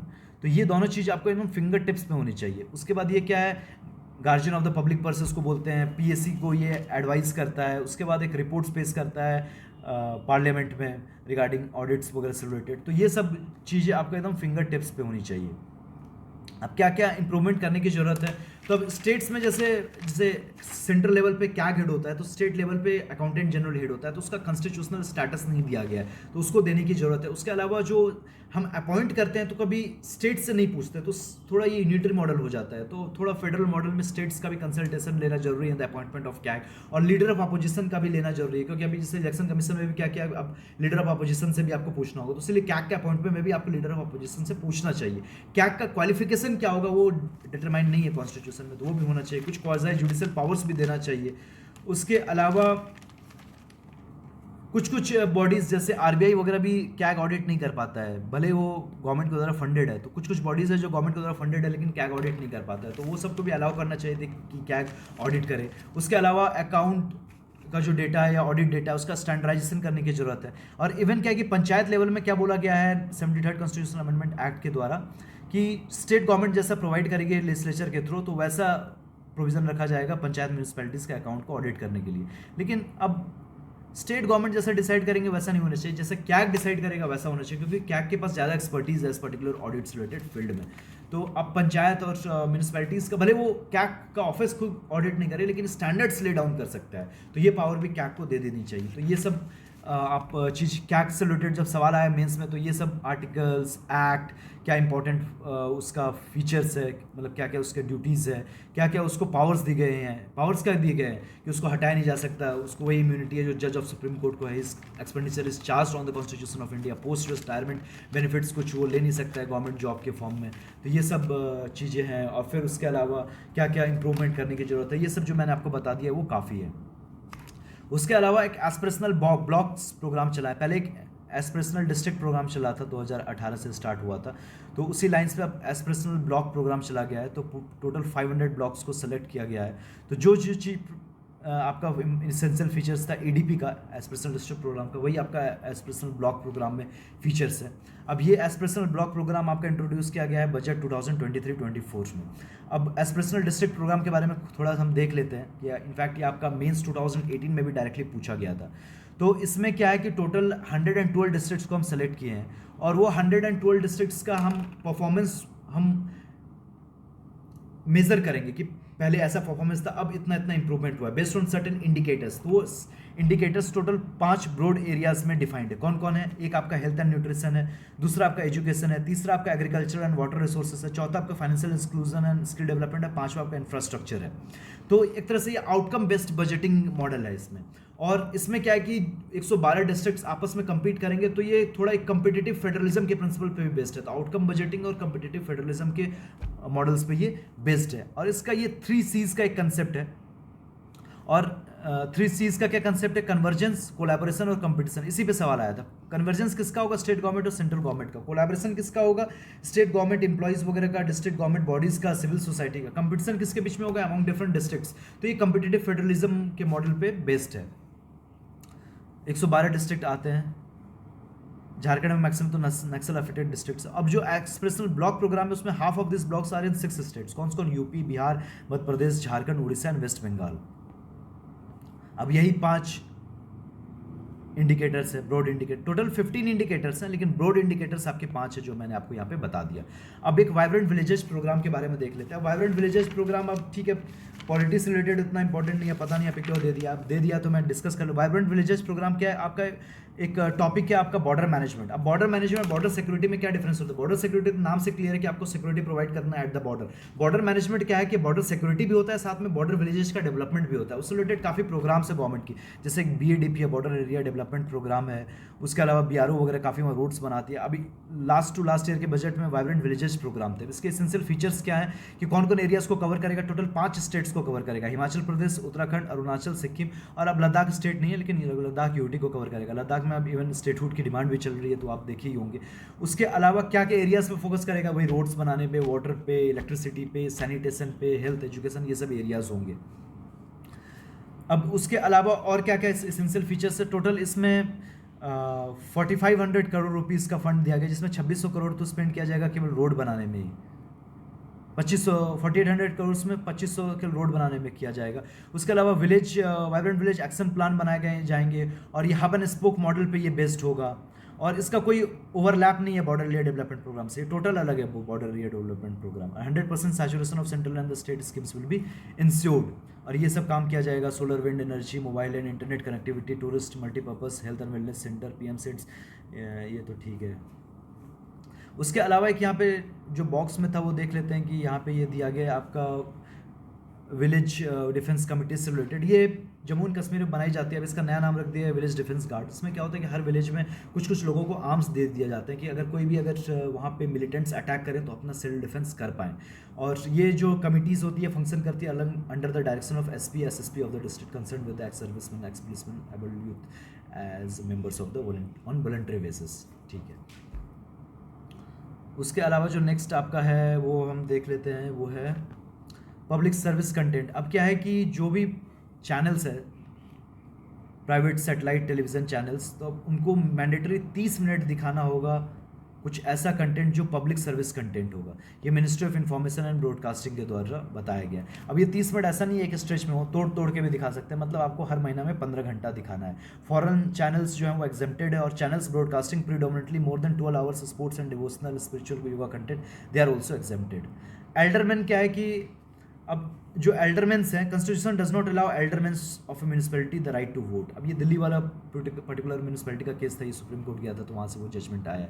अब एक national level multi level cooperative societies है, तो अब इससे रिलेटेड कुछ कुछ चीज़ें देख लेते हैं। कोऑपरेटिव सोसाइटीज से रिलेटेड आपका कौन सा कॉन्स्टिट्यूशन अमेंडमेंट है? 97 जो 2011 में आया था, वो part 9B of the constitution introduce किया। 43B में आपका DPSP में टोटल 4 चीज़ है। क्या क्या? सबसे पहले आपका autonomous functioning, democratic control, professional management, और एक चीज़ है मेरे दिमाग से निकल रहा है। और फिर उसके अलावा फिर आर्टिकल 19(1)(c) के तहत आप उसको स्टैब्लिश भी कर सकते हैं। ये कॉन्स्टिट्यूशन हो गया। 2002 में इनफैक्ट एक multi state cooperative societies act आया था, ये आपको पता होना चाहिए, और मिनिस्ट्री ऑफ कोऑपरेटिव्स पे अभी बना दिया गया है। और उसके अलावा जो आपको पता होना चाहिए कि अभी एक बिल भी लाया गया है 2002 को एक्ट को अमेंड करने के लिए। और उसके अलावा जो कोऑपरेटिव सोसाइटीज़ आपका स्टेट लिस्ट में है, लेकिन मल्टी स्टेट कोऑपरेटिव सोसाइटीज़ के बारे में पार्लियामेंट लॉ बना सकता है। तो हाल में ही अभी कुछ एक मतलब सुप्रीम कोर्ट का जजमेंट आया था कि अब ये सुप्रीम कोर्ट ने 97 कॉन्स्टिट्यूशन अमेंडमेंट कर दिया, अब ये सब एक्ट भी बना दिया। तो कैसे बना दिया? अब कोऑपरेटिव तो स्टेट लिस्ट है, तो ये जो 97 कॉन्स्टिट्यूशनल अमेंडमेंट है मल्टी स्टेट कोऑपरेटिव सोसाइटीज़ के लिए वैलिड है।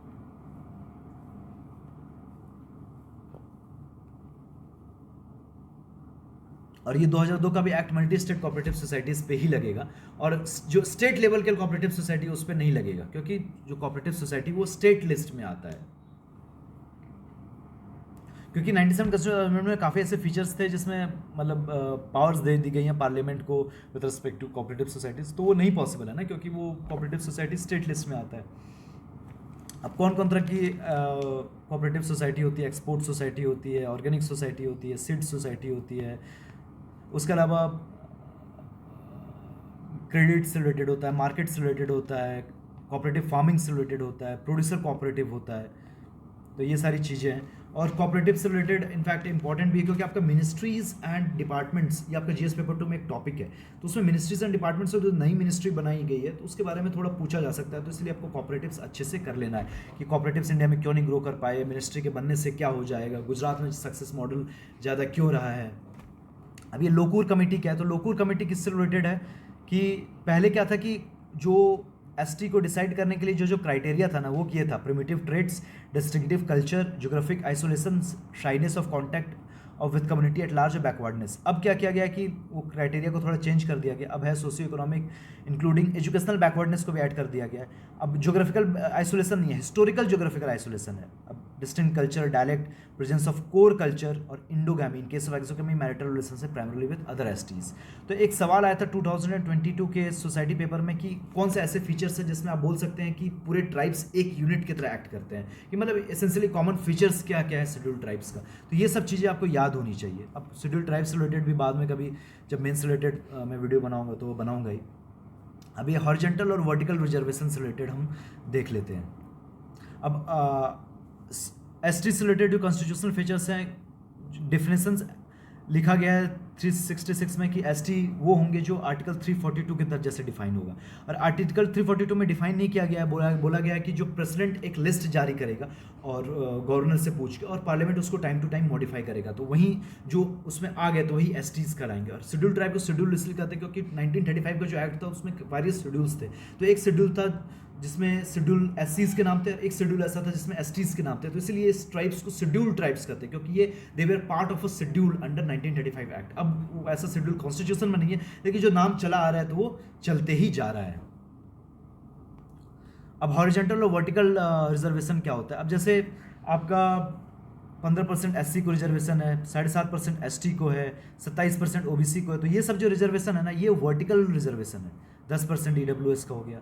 अब कुछ कुछ जो रिजर्वेशन होगा डिसेबल्ड का कितना है एग्जैक्टली 3% है या 4% है, शायद से 3%, 4% एजुकेशन में होता है, 3% शायद ये सब एग्जाम्स में होता है यूपीएससी वगैरह में, थोड़ा कन्फ्यूजन है। जो भी हो, तो ये अलग से नहीं है, मतलब ये है कि अब ये जो बच गया, मतलब यहाँ पे 40.5% जनरल हो गया, 10 हो गया ईडब्ल्यूएस, 27 हो गया ओबीसी, 7.5 हो गया एसटी और 15 हो गया एससी। तो ये तो हो गया आपका वर्टिकल रिजर्वेशन। अब मान लो अगर डिसेबल्ड का 3% है तो एसटी में भी जो जितने सीट्स रिजर्व होगी उसमें 3% डिसेबल्ड का होगा, और एसटीज में भी 3% डिसेबल्ड का होगा। जितना एसटी का 7.5% में जितने लोग होंगे, मतलब 100 सीट्स है तो 15 का 3% कितना होगा, जितना भी होगा तो उतना डिसेबल्ड का सीट होगा। तो हर कैटेगरी में फिर 3% सीट्स रिजर्व्ड होगी डिसेबल्ड की। तो वैसे ही डिसेबल्ड का चलता है, वैसा ही वुमेन का चलता है। तो इस तरह का रिजर्वेशन जो डिसेबल्ड वाला है तो उसको हम लोग बोलते हैं हॉरिजॉन्टल रिजर्वेशन। तो उत्तराखंड ने 30% हॉरिजॉन्टल रिजर्वेशन किसके लिए प्रोवाइड कर दिया है? गवर्नमेंट जॉब्स में उत्तराखंड वुमेन के लिए। कॉमनवेल्थ पार्लियामेंट्री एसोसिएशन है, एनुअल कॉन्फ्रेंस होता है, ये 19वां था, 180 लेजिस्लेचर का ये यूनियन है, और ये इनागोरेट किया गया था इस साल स्पीकर के द्वारा, जो एक्स ऑफिशियो चेयरमैन होते हैं लोकसभा के। उसके अलावा आपका जॉइंट पार्लियामेंट्री ग्रुप है। जॉइंट पार्लियामेंट्री ग्रुप अभी क्या है कि नहीं है, लेकिन अपोजिशन डिमांड कर रहे हैं कि जॉइंट पार्लियामेंट्री ग्रुप बनना चाहिए। ठीक है। अब मेजर जो जॉइंट पार्लियामेंट्री कमेटी जो बना था, ये आप देख लीजिएगा कौन कब कब बना हुआ है, ये अबाउट क्या है, मेंबर्स कौन कौन है, पावर क्या क्या, एसेंशियल फीचर्स क्या है। मेजर कब कब बना था? बोफोर्स कॉन्ट्रैक्ट से रिलेटेड बना था, और इधर स्टॉक मार्केट स्कैम्स रिलेटेड बना था, सॉफ्ट ड्रिंक्स के सेफ्टी स्टैंडर्ड्स रिलेटेड बना था। तो ये सब। अब कॉमनवेल्थ में टोटल 56 मेंबर स्टेट्स हैं, 2 रिसेंटली ऐड हो गए हैं। कौन कौन ऐड हो गए हैं तो ठीक है, उसको IR वाले वीडियो में हम देख लेंगे। ठीक है। मोशन ऑफ थैंक्स आर्टिकल 87 में ये डील करता है, जब प्रेसिडेंट कुछ भी जो भाषण देते हैं तो उसको पास करना होता है दोनों हाउसेस ऑफ पार्लियामेंट में। अगर लोकसभा में डिफीट हो जाता है, that is defeat of the government. और फिर electronic supreme court receipts project है, तो जितना भी जजमेंट है सुप्रीम कोर्ट का तो उसको एक तरह से कंपाइल किया जाएगा डिजिटल फॉर्मेट में। तो सुप्रीम कोर्ट्स के मोबाइल ऐप, वेबसाइट पे, मोबाइल ऐप पे ये सब आपको देखने को मिलेगा। तो ये लॉयर्स वगैरह के लिए, जजेस के लिए काफ़ी हेल्पफुल होगा। चार्जशीट में सुप्रीम कोर्ट ने क्या बोला कि that is not a public document.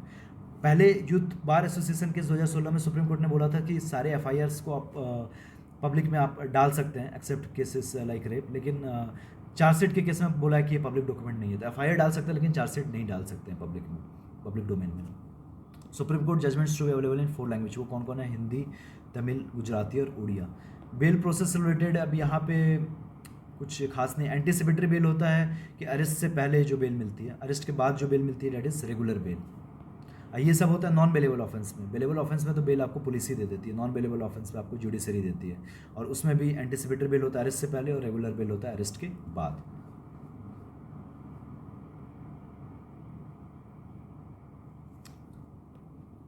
Judicial review, ठीक है। अब यहाँ पे क्या था कि कुछ जजेस की सूटेबिलिटी से रिलेटेड कुछ एक पीआईएल डाल दिया गया था। तो अब जजमेंट है सुप्रीम कोर्ट का कि ऑलरेडी जब कॉलेजियम के द्वारा पास किया जा चुका है तो उसके सूटेबिलिटी पे जजमेंट नहीं पास किया जा सकता है। अब बार काउंसिल ऑफ इंडिया के बारे में क्या था कि अब बार काउंसिल ऑफ इंडिया देख ली स्टैट्यूटरी बॉडी एडवोकेट्स एक्ट 1961 के द्वारा बनाई गई है।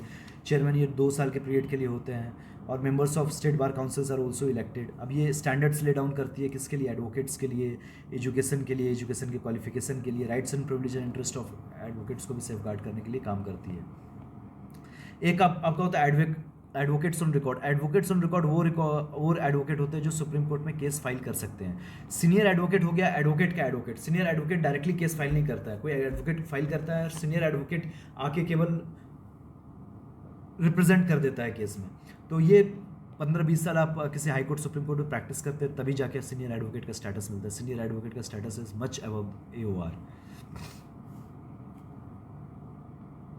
आर्टिकल 33(7) ऑफ इसमें जैसे हुआ कि सीनियर एडवोकेट AOR में क्या हुआ कि अब हाई कोर्ट में और लोअर कोर्ट में तो कोई भी आपका केस फाइल कर सकता है कि जो भी एडवोकेट रजिस्टर्ड है बार काउंसिल ऑफ इंडिया के तहत, लेकिन सुप्रीम कोर्ट में वही फाइल कर सकता है जो AOR है। AOR से भी बड़ी चीज़ हो गई सीनियर एडवोकेट कि आपका जो केस है तो फाइल तो कर देगा कोई एक लॉयर, जो आप वकालतनामा में उस लॉयर का नाम लिखेंगे, लेकिन सीनियर एडवोकेट विदाउट वकालतनामा भी आपका केस रिप्रेजेंट कर सकता है। वो लॉयर्स का लॉयर हुआ, जो आपका लॉयर हुआ वो लॉयर इनको कंसल्ट करेगा, मतलब इतने ये ऊंचे तबके के लॉयर हुए। अब सेक्शन 33(7) क्या है? सेक्शन 33(7) में ये बोला गया है, पहले क्या था कि आप किसी भी नंबर ऑफ कंस्टिट्यूंसी से कंटेस्ट कर सकते थे, लेकिन 1996 में ये लिमिट कर दी गई 2 as per the section 33(7) of the RPA। लेकिन सुप्रीम कोर्ट ने ऐसा कोई प्ली नहीं सुना जो इसको क्वैश कर दे। अब कारण क्या है कि सेक्शन 33(7) अगेंस्ट, मतलब में प्रॉब्लम्स क्या है, दिक्कत क्या है कि अब क्या है कि 2 सीट से आप क्वालिफाई कर रहे हो, अब दोनों जगह से इलेक्ट हो जाते हो, एक छोड़ना होगा। कुछ टाइम के लिए जब छोड़ोगे फिर से इलेक्शन होगा तो बर्डन ऑन द एक्सचेक्योर है, और कुछ टाइम के लिए कोई MLA MP नहीं रहेगा, तो that is against the democratic spirit of election. कुछ टाइम के लिए किसी एक कंस्टिट्यूंसी का कोई रिप्रेजेंटेटिव नहीं रहेगा। अब election commission of India decides party symbol. अब कभी भी जैसे कोई पार्टी में टूट जाती है तो जो ओरिजिनल पार्टी कौन सी है, सिंबल कौन सा फैक्शन लेगा, तो ये सब जो डिसाइड करता है ये एक्चुअली इलेक्शन कमीशन करता है। लेकिन इलेक्शन कमीशन कभी कभी बोल देता है कि अच्छा आप लोग आपस में मिलकर डिसाइड कर लो या फिर आप कोर्ट को अप्रोच कर लो, वो अलग बात है। तो अभी शिवसेना वाला जो मैटर था वो इलेक्शन कमीशन के पास ही है। और सादिक अली केस में बोला था supreme court upheld the ECI's authority to decide issues on a dispute और a merger and prescribe 3 test to arrive at a decision. ठीक है, पार्टी कॉन्स्टिट्यूशन में क्या लिखा गया है और साथ में मेजोरिटी किसके पास है। कॉन्स्टिट्यूशन में क्या लिखा गया, पार्लियामेंट्री बोर्ड जो है पार्टी का वो क्या बोलता है, और साथ में मेजोरिटी किसके पास है, MLA MPs ज़्यादा किसके पास है। तो ये तीनों चीज़ को देखना होगा, ये ट्रिपल टेस्ट है। जो नेशनल पार्टी है तो उसका जो सिंबल है वो क्या through out the country use कर सकते हैं। जो स्टेट पार्टी है वो अपना सिंबल के उसी स्टेट में यूज़ कर सकते हैं जिस स्टेट के लिए स्टेट पार्टी है। इंडिपेंडेंट कैंडिडेट्स अपने 3 सिंबल देते हैं ऑर्डर ऑफ प्रेफरेंस में, और फिर बाद में इलेक्शन कमीशन बोल देता है कि अच्छा आप ये वाला सिंबल आप यूज़ करोगे उन तीनों में से। ग्राम स्वराज किससे रिलेटेड, मिनिस्ट्री ऑफ पंचायती राज से रिलेटेड है। ठीक है, अब ये सब कुछ ये लोग आपस में करेंगे। और यहाँ पे जो डेलिमिटेशन कमीशन है ना, ये एक्चुअली एक स्टैट्यूटरी बॉडी है, ना कि कॉन्स्टिट्यूशनल बॉडी है। ठीक है, या तो आपको पता ही होगा। और 43B में जो था उसमें 4 चीज़ मैं एक भूल रहा था, democratic voluntary formation, autonomous functioning, democratic control, professional management है, वॉलंटरी फॉर्मेशन भी है। और Nagaland has some concern over the appointment of process of DGP। अब DGP अपॉइंट कैसे होता है कि पहले स्टेट आपको 4-5 नाम भेजता है, 4-5 नहीं ज़्यादा ही नाम भेजेगा, 6-7 नाम भेजेगा, उसमें से UPSC 2-3 का नाम सजेस्ट करता है कि इन लोगों को आप बना सकते हैं, उन 2-3 में से फिर फाइनली स्टेट DGP बना देता है। This is the process set out by the Prakash Singh case, वो मैक्सिमम स्टेट्स फॉलो करते हैं। अब नागालैंड कुछ नाराजगी व्यतीत कर रहा है तो ठीक है, आप देख लीजिए। वर्ल्ड गवर्नमेंट समिट कहाँ हुई थी, तो आपकी दुबई में हुई थी, जो इसका थीम था शेपिंग फ्यूचर गवर्नमेंट्स था। तो बस इससे ज़्यादा इसमें कुछ इंपॉर्टेंट नहीं है। और ये आपका ये हो गया जो आपका अपडेटेड पॉलिटी था। अब जो नॉर्मल जो पॉलिटी है तो उसको भी थोड़ा डिस्कस कर लेते हैं।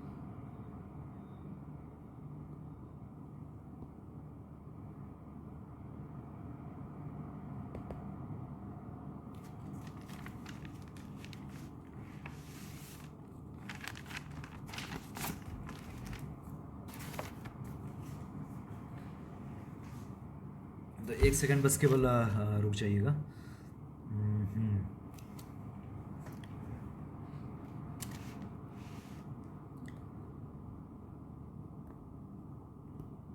बस 1 से 1.5 घंटा इसमें यहाँ पे और लगेगा, लेकिन सारा कुछ डिटेल में आपका यहाँ पे कवर हो जाएगा। तो इसको अब स्टार्ट कर लेते हैं। तो पहला जो टॉपिक आपका इकोनॉमिकली वीकर सेक्शन से रिलेटेड है, तो जो इंपॉर्टेंट है जो मेंस के एंगल से, तो वो आपको बता भी दूंगा। आप सुन लेंगे तो आपको रिवाइज भी हो जाएगा, साथ में आप नोट्स भी बनाने की कोशिश कीजिएगा। जो नेक्स्ट वीडियो मैं बनाऊंगा वो कल्चर से रिलेटेड आपका बना दूंगा। तो अब इसमें भी क्या होता है कि जो लोग मंथली मैगजीन पढ़ते हैं ना, तो उनके लिए काफ़ी हेल्पफुल होता है, क्योंकि मंथली मैगजीन का जो इंपॉर्टेंट एस्पेक्ट्स होता है वही क्या पीटी थर्सस टाइप में डालते हैं, जो प्री के एंगल से इंपॉर्टेंट होता है। लेकिन कुछ कुछ चीज़ छोड़ देते हैं, तो कुछ कुछ चीज़ जो छोड़ते हैं वो मेंस के लिए एंगल से इंपॉर्टेंट हो जाता है। जैसे EWS केस में आप Ram Singh case supreme court का बहुत इंपॉर्टेंट है, लेकिन वो यहाँ नहीं डाला होगा क्योंकि वो प्रीलिम्स के लिए शायद उतना इंपॉर्टेंट नहीं है, लेकिन मेंस के लिए इंपॉर्टेंट हो जाता है। EWS से रिलेटेड कोई भी सवाल आएगा तो उसमें आप Ram Singh case of supreme court या रिसेंट जजमेंट को तो आपको कोट करना ही होगा। और EWS इंपॉर्टेंट इसलिए क्योंकि अमेंडमेंट हुआ, सुप्रीम कोर्ट का जजमेंट भी आया था और अमेंडमेंट भी हुआ था, और अमेंडमेंट्स आपका डायरेक्टली GS पेपर 2 में मेंशन्ड है सिलेबस में। तो EWS, GST, ये सब जो इंपॉर्टेंट 102nd कंस्टिट्यूशनल अमेंडमेंट और 104th 105th के इसेंशियल जो फीचर्स हैं वो आप देख लीजिएगा। बहुत लोगों को 105 पता ही नहीं होता है। मराठा रिजर्वेशन से रिलेटेड एक कॉन्स्टिट्यूशनल अमेंडमेट पास हो गया, वो भी देख लीजिएगा। और एक एंग्लो इंडियन से रिलेटेड पास हो चुका है 104, वो भी आप देख लीजिएगा। 103 आपका तो EWS से रिलेटेड जो अभी हम डिस्कस करूँगा। 102 आपका NCBC को जो कॉन्स्टिट्यूशनल स्टेटस दे दिया गया उससे रिलेटेड है। ये तो ऑलरेडी आपका 2022 में मेंस में तो सवाल भी पूछ लिया गया। और 101 जो आपका GST से रिलेटेड वो भी पूछ लिया गया।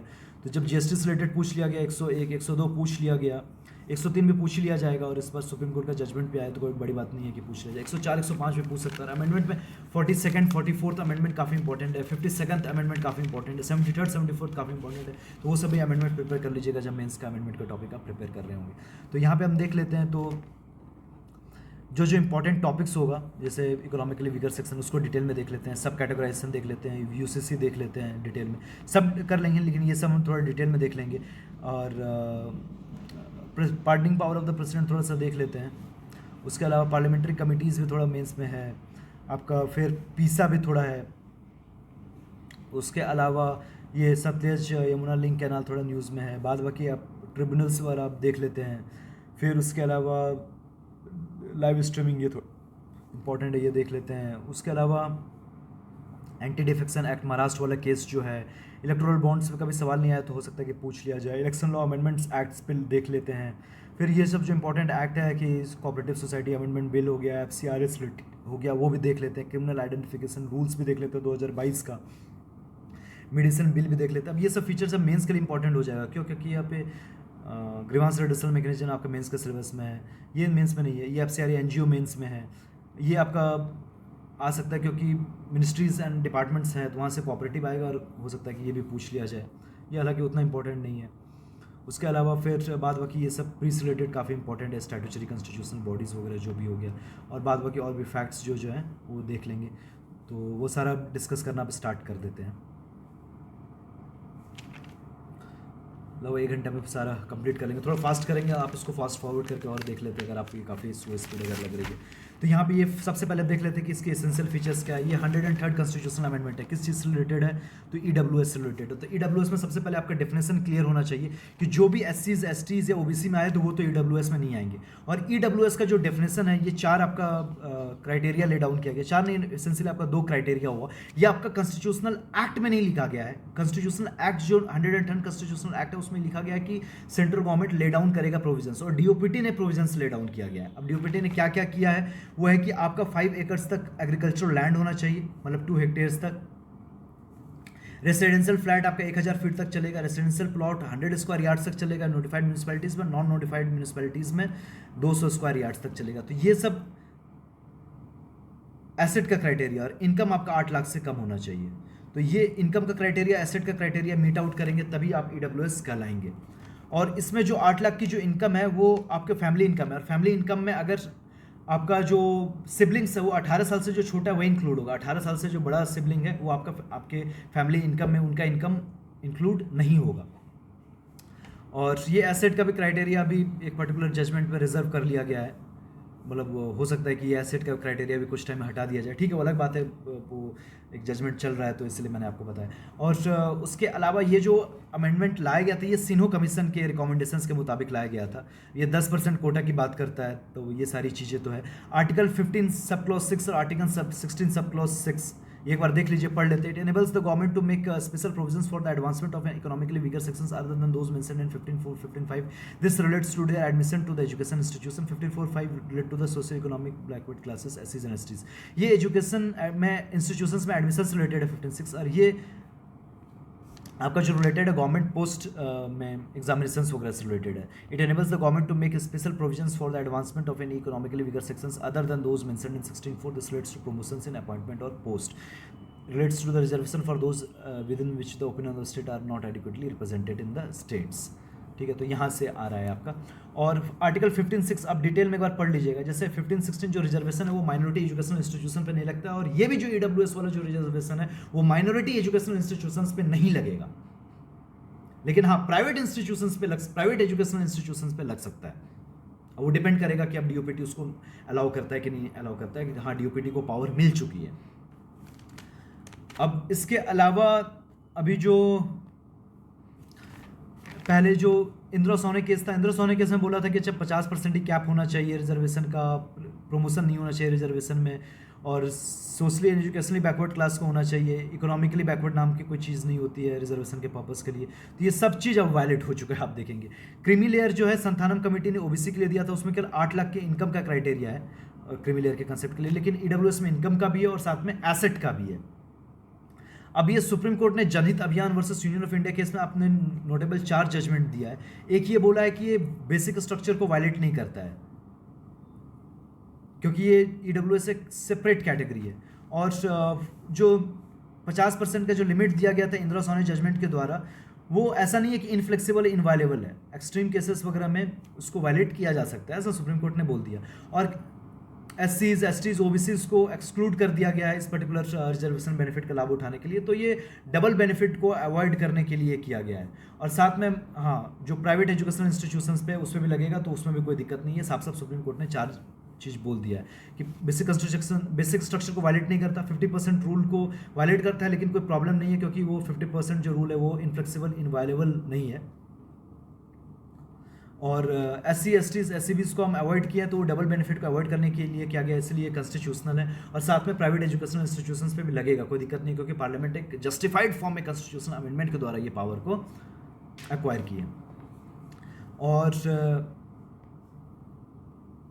अब इसमें है कि अब एनालिसिस हो सकता है कि क्या सही था क्या गलत था। तो उसमें क्या है कि फ़ायदा ये है कि अब इकोनॉमिक जस्टिस मिल जाएगा, क्योंकि काफ़ी लोग जनरल के भी पिछड़े हैं, जो गरीब हैं, तो उनको भी फ़ायदा मिल जाएगा। और उसके अलावा राम सिंह वर्सेस अदर्स, अब लिख लीजिएगा, ये पर्टिकुलर केस में सुप्रीम कोर्ट ने साफ साफ बोला था, राम सिंह वर्सेस अदर्स लिखते हैं, वर्सेस ORS लिखते हैं। इस पर्टिकुलर केस में सुप्रीम कोर्ट ने साफ साफ बोला था कि केवल जो रिजर्वेशन है तो उसको हमको कास्ट लाइंस के बियॉन्ड भी जाना होगा, और जो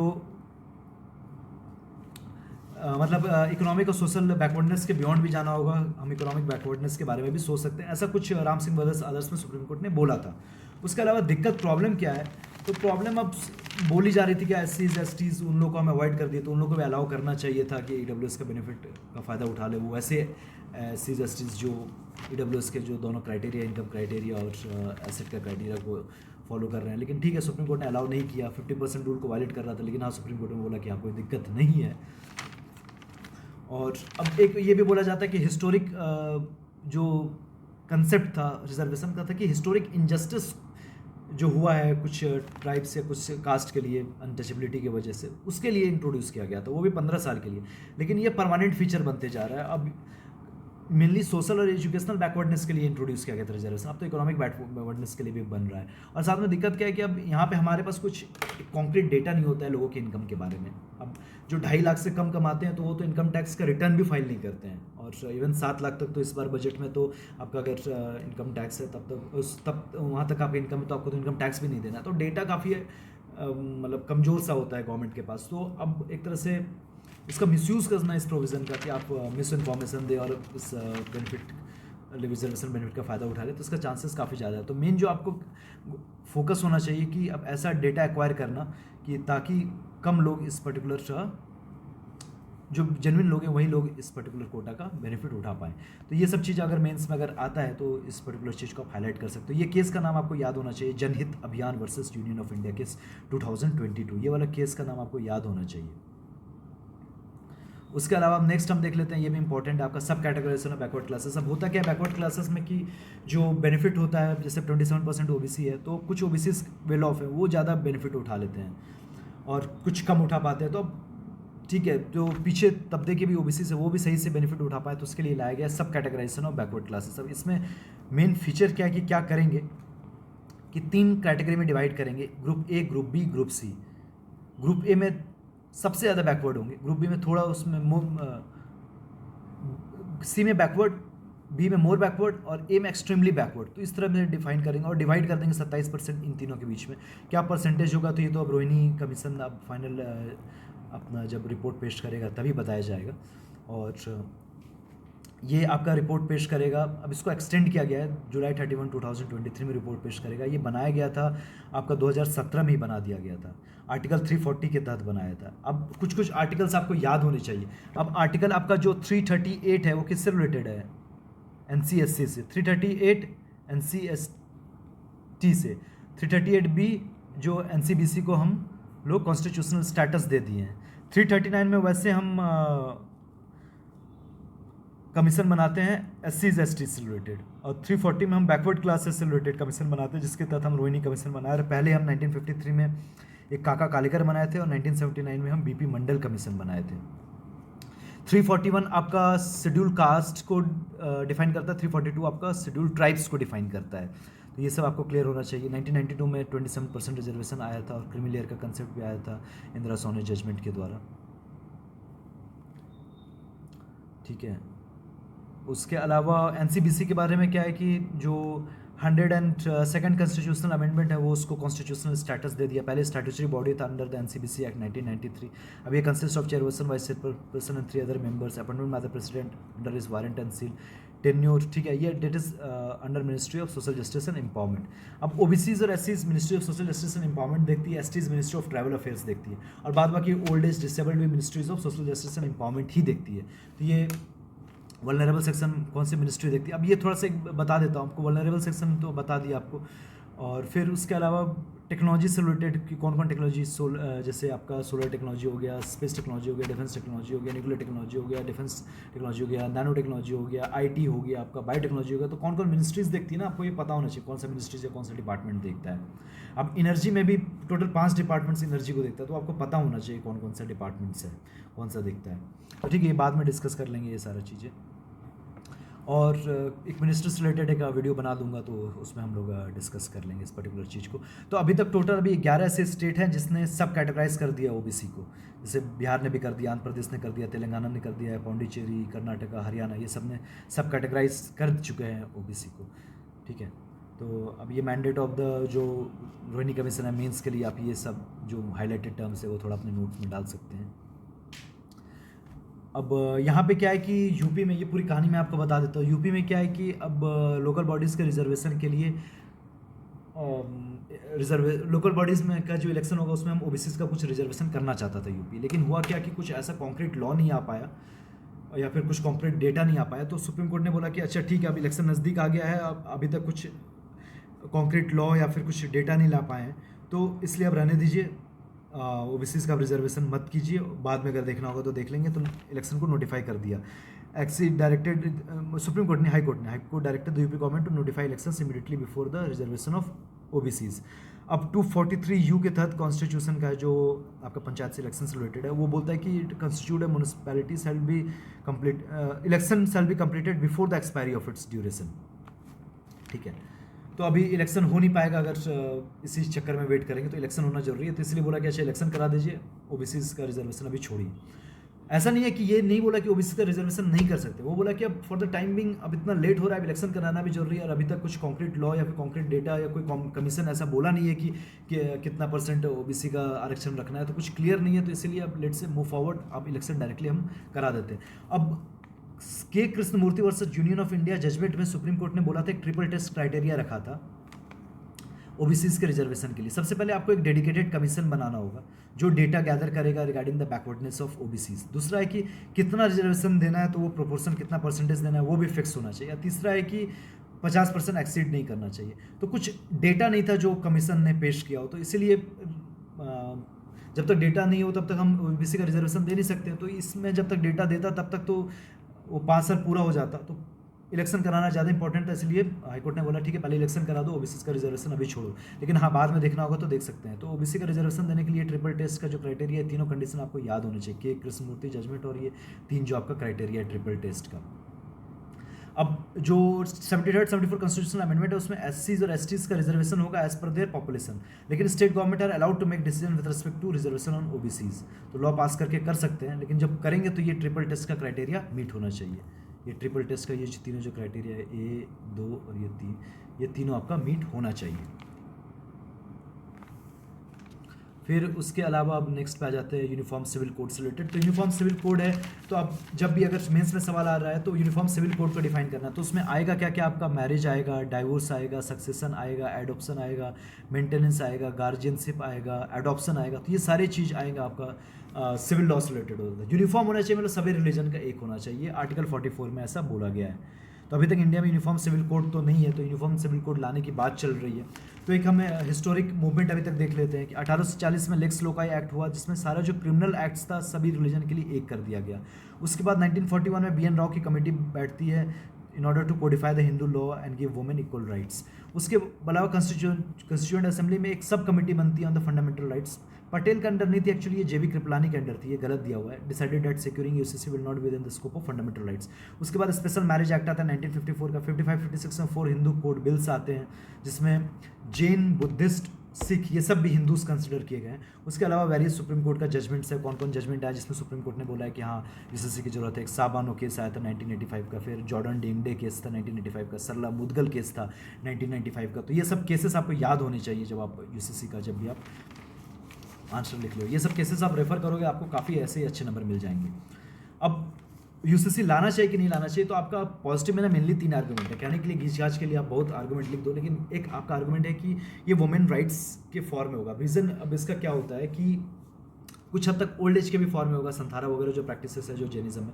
वुमेन के फॉर्म में इसलिए होगा कि डिवोर्स और जो मेंटेनेंस का अमाउंट है, अब जब मुस्लिम सोसाइटीज़ में काफ़ी वो वीक लॉ है with respect to maintenance and divorce women के पर्सपेक्टिव से, तो उस एंगल से देख लीजिए। दूसरा आपको होता है कि जो वुमेन को जो जैसे हिंदूज़ में क्या है कि सेम प्रॉपर्टी मिलती है सन्स और डॉटर्स को, वुमेन में मुस्लिम्स में क्या है कि जो भाई बहन है तो भाई को जो मिलेगी उस बहन से दुगनी मिलेगी, ऐसा प्रोविज़न है। तो सक्सेशन में भी प्रॉब्लम है, डिवोर्स मेंटेनेंस में भी प्रॉब्लम है, और फिर कितने से शादी कर सकते हैं, मोनोगैमी होगी कि पॉलीगैमी होगी। तो ये सब जो इंपॉर्टेंट इशूज़ है वो देखना है।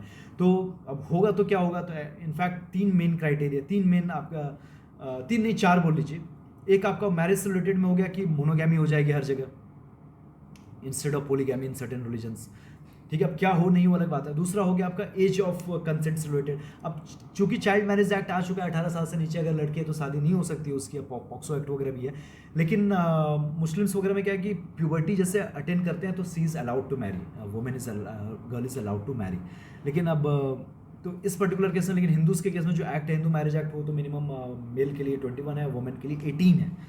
तो अब ये क्या एज पे मैरिज अलाउड होनी चाहिए मेन और वुमेन के लिए, तो उस चीज़ पे भी एक बात हो सकती है। तीसरा हो सकता है कि डिवोर्स और मेंटेनेंस रिलेटेड, क्योंकि वो लॉज वीक है विद रिस्पेक्ट टू मुस्लिम्स। और उसके अलावा जो आपका चौथा जो आपका है वो है सक्सेशन से रिलेटेड, कि सन्स और डॉटर्स को कितनी कितनी प्रॉपर्टी मिल रही है। तो ये सारी चीज़ें में इनफैक्ट चेंजेस होंगे, तो वुमेन के फेवर में हो जाएगा अगर यूनिफॉर्म सिविल कोड आता है। दूसरा है कि अब हर रिलीजन का अपना अपना सिविल कोड है, सिविल लॉ है। तो उससे दिक्कत क्या होती है, जब कोर्ट केस जाता है ना तो काफ़ी कॉम्प्लिकेटेड होता है कि एक हिंदू मुस्लिम है, सॉरी एक हिंदू हस्बैंड है, मुस्लिम वाइफ है, उसके बच्चे हैं, तो कौन से रिलीजन होगा नहीं होगा, तो हम उसमें मुस्लिम का शरीयत लॉ फॉलो करें कि हिंदू का बिल जो हिंदू का जो एक्ट है उसको फॉलो करें। तो इसके वजह से काफ़ी, अब जब सिंप्लीफिकेशन ऑफ लॉज होगा ना तो पेंडेंसी के चांसेस भी काफ़ी कम हो जाएंगे। तो ये होता है जूरिस्प्रूडेंस में, आप देखेंगे कि अब जो जब इतने सारे लॉज होंगे तो डिफ़िकल्ट होता है जज के लिए भी कि काफ़ी जल्दी जजमेंट देना। तो पेंडेंसी का ये मेजर रीज़न सिविल कोर्ट्स में, फैमिली कोर्ट्स में पेंडेंसी का रीज़न ये होता है कि काफ़ी लॉज ही काफ़ी कम्बर्सन है और काफ़ी वॉल्यूमिनस है। और उसके अलावा होता क्या है कि अपीजमेंट पॉलिटिक्स भी काफ़ी होती है। जैसे ट्रिपल तलाक के केस में देखे होंगे कि काफ़ी पार्टीज अब सामने आई कि हाँ ट्रिपल तलाक को हम हटा देंगे, उसके अगेंस्ट हम लॉ पास करेंगे। तो अब इसमें क्या है कि अब अपीजमेंट पॉलिटिक्स हो रही है कि कुछ वोट्स को अपीज करने के लिए। अब अगर यूनिफॉर्म सिविल कोड होगा तो अपीजमेंट का स्कोप ही नहीं मिलेगा। स्कोप ही क्यों मिल रहा है, क्योंकि ऑलरेडी कहीं लैकुना है कुछ आपके personal laws of certain religions में। तो जब ये लैकुना ही खत्म हो जाएगा तो अपीसमेंट पॉलिटिक्स थोड़ी कम होगी, डेवलपमेंटल पॉलिटिक्स ज़्यादा होगी, तो पॉलिटिक्स का जो डिस्कोर्स होगा वो एक पॉजिटिव साइड, एक पॉजिटिव आउटलुक ले लेगा। तो ये भी एक पॉजिटिव एस्पेक्ट है यूनिफॉर्म सिविल कोड का। तो ये तीन आपको एस्पेक्ट मैंने बता दिया। उसके अलावा चैलेंजेस क्या क्या है कि ऑलरेडी बहुत लोग को बोलते हैं कि अच्छा जो हिंदू लॉ है वही आपका यूनिफॉर्म सिविल कोड बन जाएगा। अब एक गो में नहीं बन सकता, जिस भी कंट्री ने किया है तो एक ग्रेजुअल फॉर्म में ही किया है। कंसेंसस बनाना काफ़ी डिफिकल्ट होता है 130 करोड़ की जनसंख्या में। ड्राफ्टिंग कौन करेगा, कैसे करेंगे, अब सारे रिलीजन का हम कैसे व्यूज़ ले जब हम लॉ को ड्राफ्ट करेंगे यूनिफॉर्म सिविल कोड को।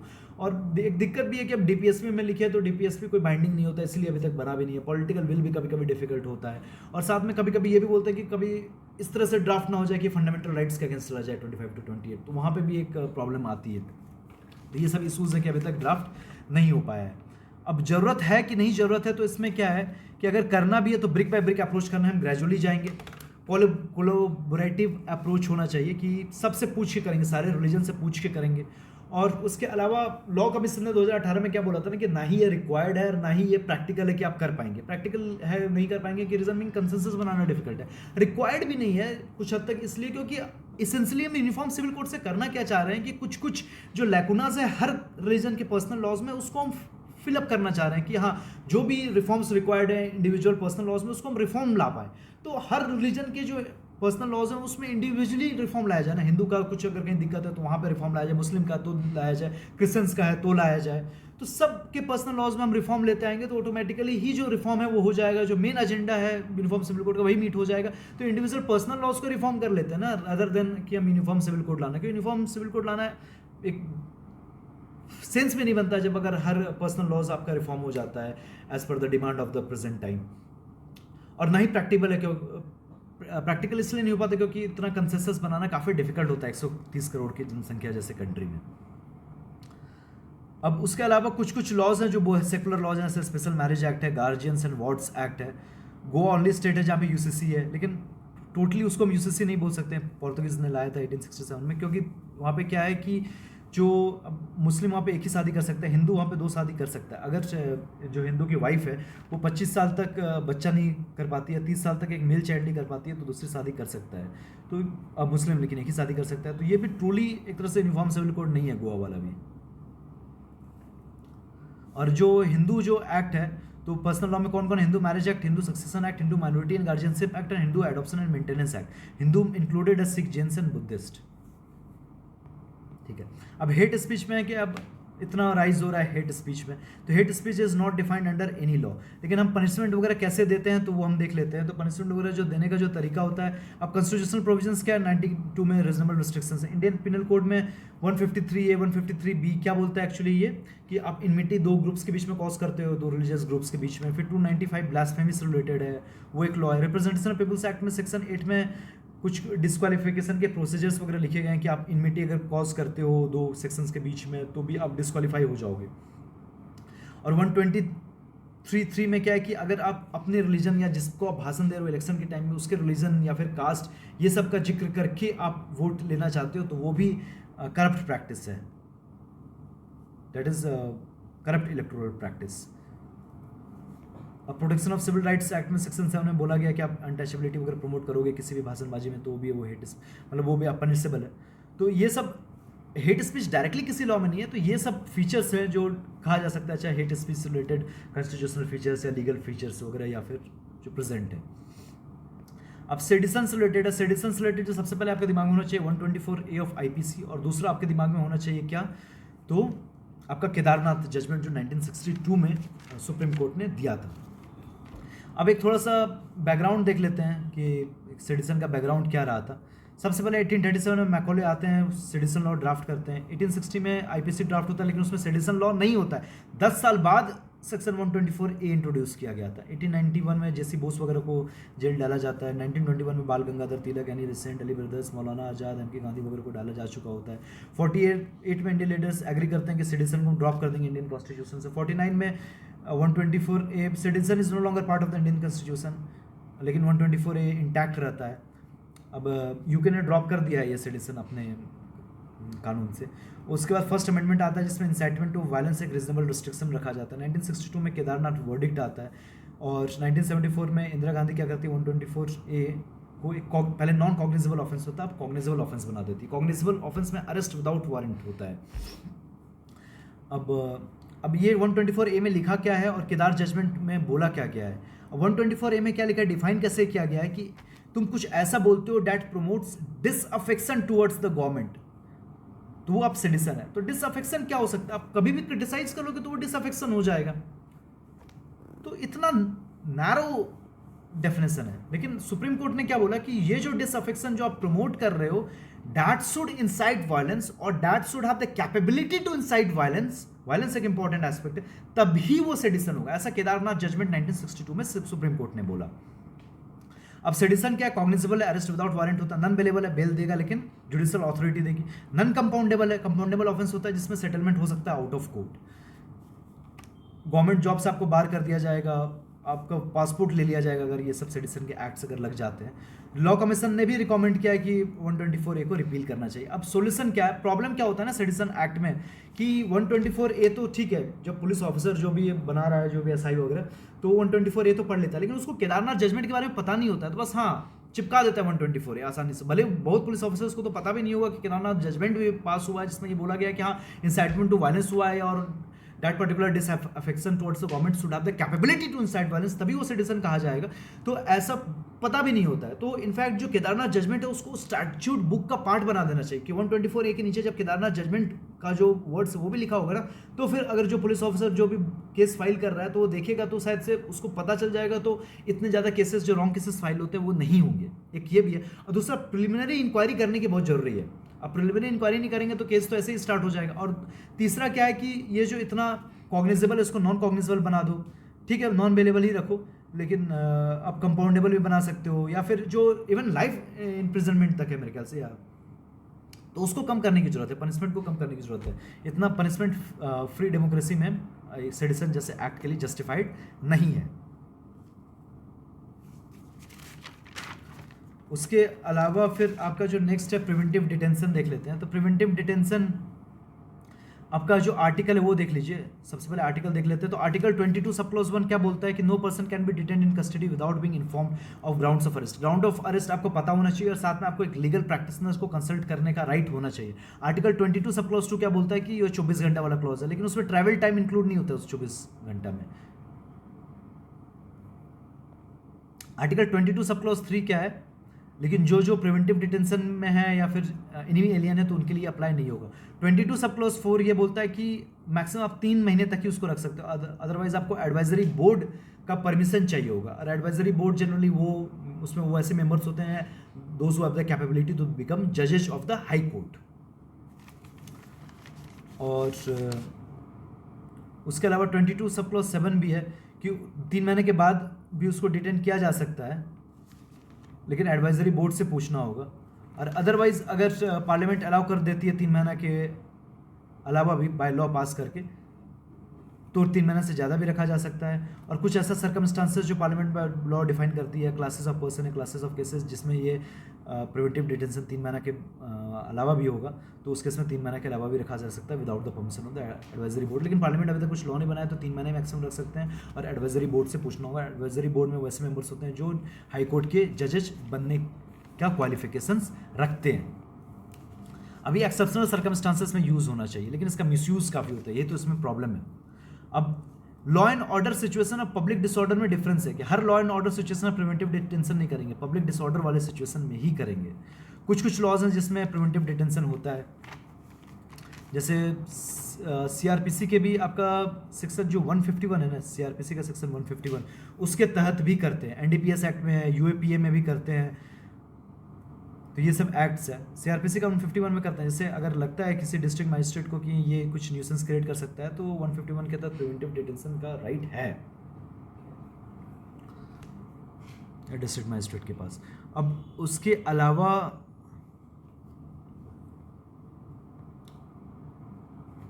UAPA और फिर ये सब जजमेंट है, AK गोपालन और फिर शंभुनाथ शंकर वगैरह जजमेंट, तो इसमें बस यही बोला गया है कि एक्सट्रीम सर्कमस्टांसेस में ही प्रिवेंटिव डिटेंशन करना चाहिए। हाँ, प्रिवेंटिव डिटेंशन एक्ट कंस्टिट्यूशनल है, लेकिन इसका यूज़ मतलब हमेशा नहीं, एक्सट्रीम सर्कमस्टांसिस में करना चाहिए, पब्लिक डिसऑर्डर के केस में करना चाहिए, ना कि हर लॉ एंड ऑर्डर सिचुएशन में।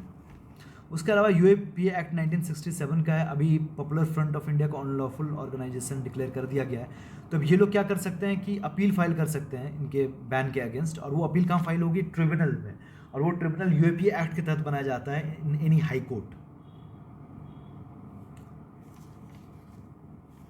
ये लोग अपील फाइल कर सकते हैं एक कोर्ट में, एक ट्रिब्यूनल कोर्ट में, और वो ट्रिब्यूनल कोर्ट होगा किसी एक जज के under in a high court. अब अनलॉफुल एक्टिविटी जो डिफाइन किया गया है, that is activity in the territory of India against the sovereignty of India which disrupts the integrity of India. थोड़ा सब्जेक्टिव डेफिनेशन तो है ही है। और उसके अलावा ये ट्रिब्यूनल के बारे में बात कर ही दिया। और foreign Indian nationals and foreign nationals can be charged under the act. तो फॉरेन नेशनल्स को भी हम प्रिवेंटिव डिटेंशन में रख सकते हैं, ठीक है। अब ये सब एक्ट से पहले एक फर्स्ट प्रिवेंटिव डिटेंशन एक्ट लाया गया था, उसके अलावा मीसा था, अब तो रिपील ही कर दिया गया। ये foreign exchange preventive smuggling activities act 1974 के तहत भी ये प्रिवेंटिव डिटेंशन कर सकते हैं। टाडा को भी रिपील कर दिया गया, पोटा को भी अब तो रिपील ही कर दिया गया है। अब यूएपीए एक्ट का एक अमेंडमेंट हुआ था 2019 में, तो उसमें इंडिविजुअल्स को भी हम टेररिस्ट डिजिग्नेट कर सकते हैं। पहले उससे क्या था कि अलग ऑर्गेनाइजेशंस को हम टेररिस्ट ऑर्गेनाइजेशन डिजिग्नेट कर सकते थे। अब उसके बाद कोई भी प्रॉपर्टी को अगर सीज करना है तो पहले क्या था कि स्टेट के डीजीपी से परमिशन लेना पड़ता था, एनआईए का ही डीजीपी कर सकता है। और पहले केवल इन्वेस्टिगेशन केवल इंस्पेक्टर रैंक तक कर सकता था। अब इन्वेस्टिगेशन में भी conducted by ranks of DSP और असिस्टेंट कमिश्नर ऑफ पुलिस और अबव, ये भी कर सकता है। नहीं, पहले क्या था कि केवल डीएसपी लेवल का ही कर सकता था, अब क्या है कि इंस्पेक्टर लेवल वाला भी कर पाएगा। तो एक नीचे वाले लेवल को भी अलाउ कर दिया, ताकि अब काफ़ी कम लोग रहते हैं इन्वेस्टिगेट करने के लिए, तो प्रॉब्लम होती है, पेंडेंसी वाली प्रॉब्लम होती है। अब फ़ोन टैपिंग क्या है, तो फ़ोन टैपिंग किस पर्टिकुलर एक्ट के तहत करते हैं, बस आपको ये पता होना चाहिए कौन परमिशन देता है। तो एक्ट जो आपका है वो है इंडियन टेलीग्राफ एक्ट, और जो परमिशन देता है डैट इज़ होम सेक्रेटरी, अगर सेंट्रल गवर्नमेंट में, स्टेट गवर्नमेंट में स्टेट का जो होम सेक्रेटरी होगा तो वो परमिशन देता है। अब इसमें अब जब कहेंगे जो रिलेटेड कॉन्स्टिट्यूशनल और लीगल सेफगार्ड से फीचर से, वो देख लीजिए कि कम्युनिकेशन आपका यूनियन लिस्ट में आता है, आर्टिकल 19 के थोड़ा अगेंस्ट जाता है, आर्टिकल 21 के भी अगेंस्ट जाता है, एक राइट टू प्राइवेसी की आपकी फ़ोन टैपिंग की जा रही है, इस एक्ट के तहत करते हैं। और आईटी एक्ट के तहत भी आप इंटरनेट में इंटरसेप्शन कर सकते हैं कि कुछ मैसेज वगैरह पता करने के लिए। अगर गवर्नमेंट व्हाट्सएप को बोलती है तो व्हाट्सएप को देना पड़ जाता है, किसी भी अगर क्राइम से रिलेटेड, अगर इन्वेस्टिगेशन से रिलेटेड अगर कुछ भी मैसेज वगैरह अगर आपको इन्वेस्टिगेटिंग एजेंसीज को चाहिए तो। अब police have the power to tap phones, और सेंटर में 10 एजेंसीज हैं, ये आईबी हो गया, सीबीआई हो गया, ईडी हो गया, एनसीबी हो गया, डायरेक्ट एक्सेस का जो बोर्ड है, रेवेन्यू इंटेलिजेंस हो गया, एनआईए हो गया, आरडब्ल्यू हो गया, दिल्ली पुलिस कमिश्नर हो गया, डायरेक्टरेट ऑफ सिग्नल इंटेलिजेंस हो गया। लेकिन इन सबको परमिशन लेनी होती है जो होम सेक्रेटरी देता है, सेंट्रल या फिर स्टेट गवर्नमेंट का। उसके अलावा राइट टू बी फॉरगॉटन है, तो राइट टू बी फॉरगॉटन अब क्या है कि सुप्रीम कोर्ट ने एक कपल को अलाउ कर दिया था कि जो सर्च इंजन में से रिलेटेड जो भी इन्फॉर्मेशन है वो आपका इंटरनेट से हटा दिया जाए, तो ये राइट टू बी फॉरगॉटन का पार्ट हो गया। तो right to be forgotten directly, अब राइट टू प्राइवेसी, अब केस पुट्टा स्वामी केस में राइट टू प्राइवेसी मिल गया, लेकिन राइट टू फॉरगॉटन नहीं केस पुट्टा स्वामी केस में डायरेक्टली लिखा गया, नहीं जो आपका डेटा प्रोटेक्शन जो बिल आया उसमें डायरेक्टली लिखा गया है राइट टू बी फॉरगॉटन। लेकिन जो जीडीपीआर है ईयू का, उसमें आर्टिकल 17 में राइट टू बी फॉरगॉटन का मेंशन है। In India there is no law specially that provides for right to be forgotten. अब ये थोड़ा सा देख लेते हैं। अब ये माइनॉरिटी स्टेटस इन इंडिया जो है, इंडिया में जो एक जजमेंट है टीएमए पाई वाला जजमेंट, इंडिया में माइनॉरिटीज़ दो तरह से होती हैं, एक रिलीजियस माइनॉरिटी होती है और एक लिंग्विस्टिक माइनॉरिटीज़ होती है। आर्टिकल 2930 माइनॉरिटीज से रिलेटेड है। 350B क्या बोलता है कि there will be special officer for the linguistic minorities, और फिर एक national commission for minorities act 1992 के तहत 6 कम्युनिटीज़ को, Muslim, Christian, Sikhs, Buddhist, Jain और जोरोस्ट्रियंस को माइनॉरिटी डिक्लेयर किया गया, लास्ट जेन्स थे। और एक national commission for minority education institution से 2004 का। अब जो NC/SC और NC/ST होता है उनका जो भी अगर ऑर्डर होगा वो माइनॉरिटी एजुकेशनल इंस्टीट्यूशंस पे नहीं लग सकता है। ये डायरेक्टली 2018 में यूपीएससी ने पूछ भी लिया था, मेंस में पूछ लिया था। अब ये जो माइनॉरिटी डिफाइन करते हैं हम, वो स्टेट एज ए यूनिट को लेके डिफाइन करते हैं। ये टीएमए पाई केस में सुप्रीम कोर्ट ने बोला था।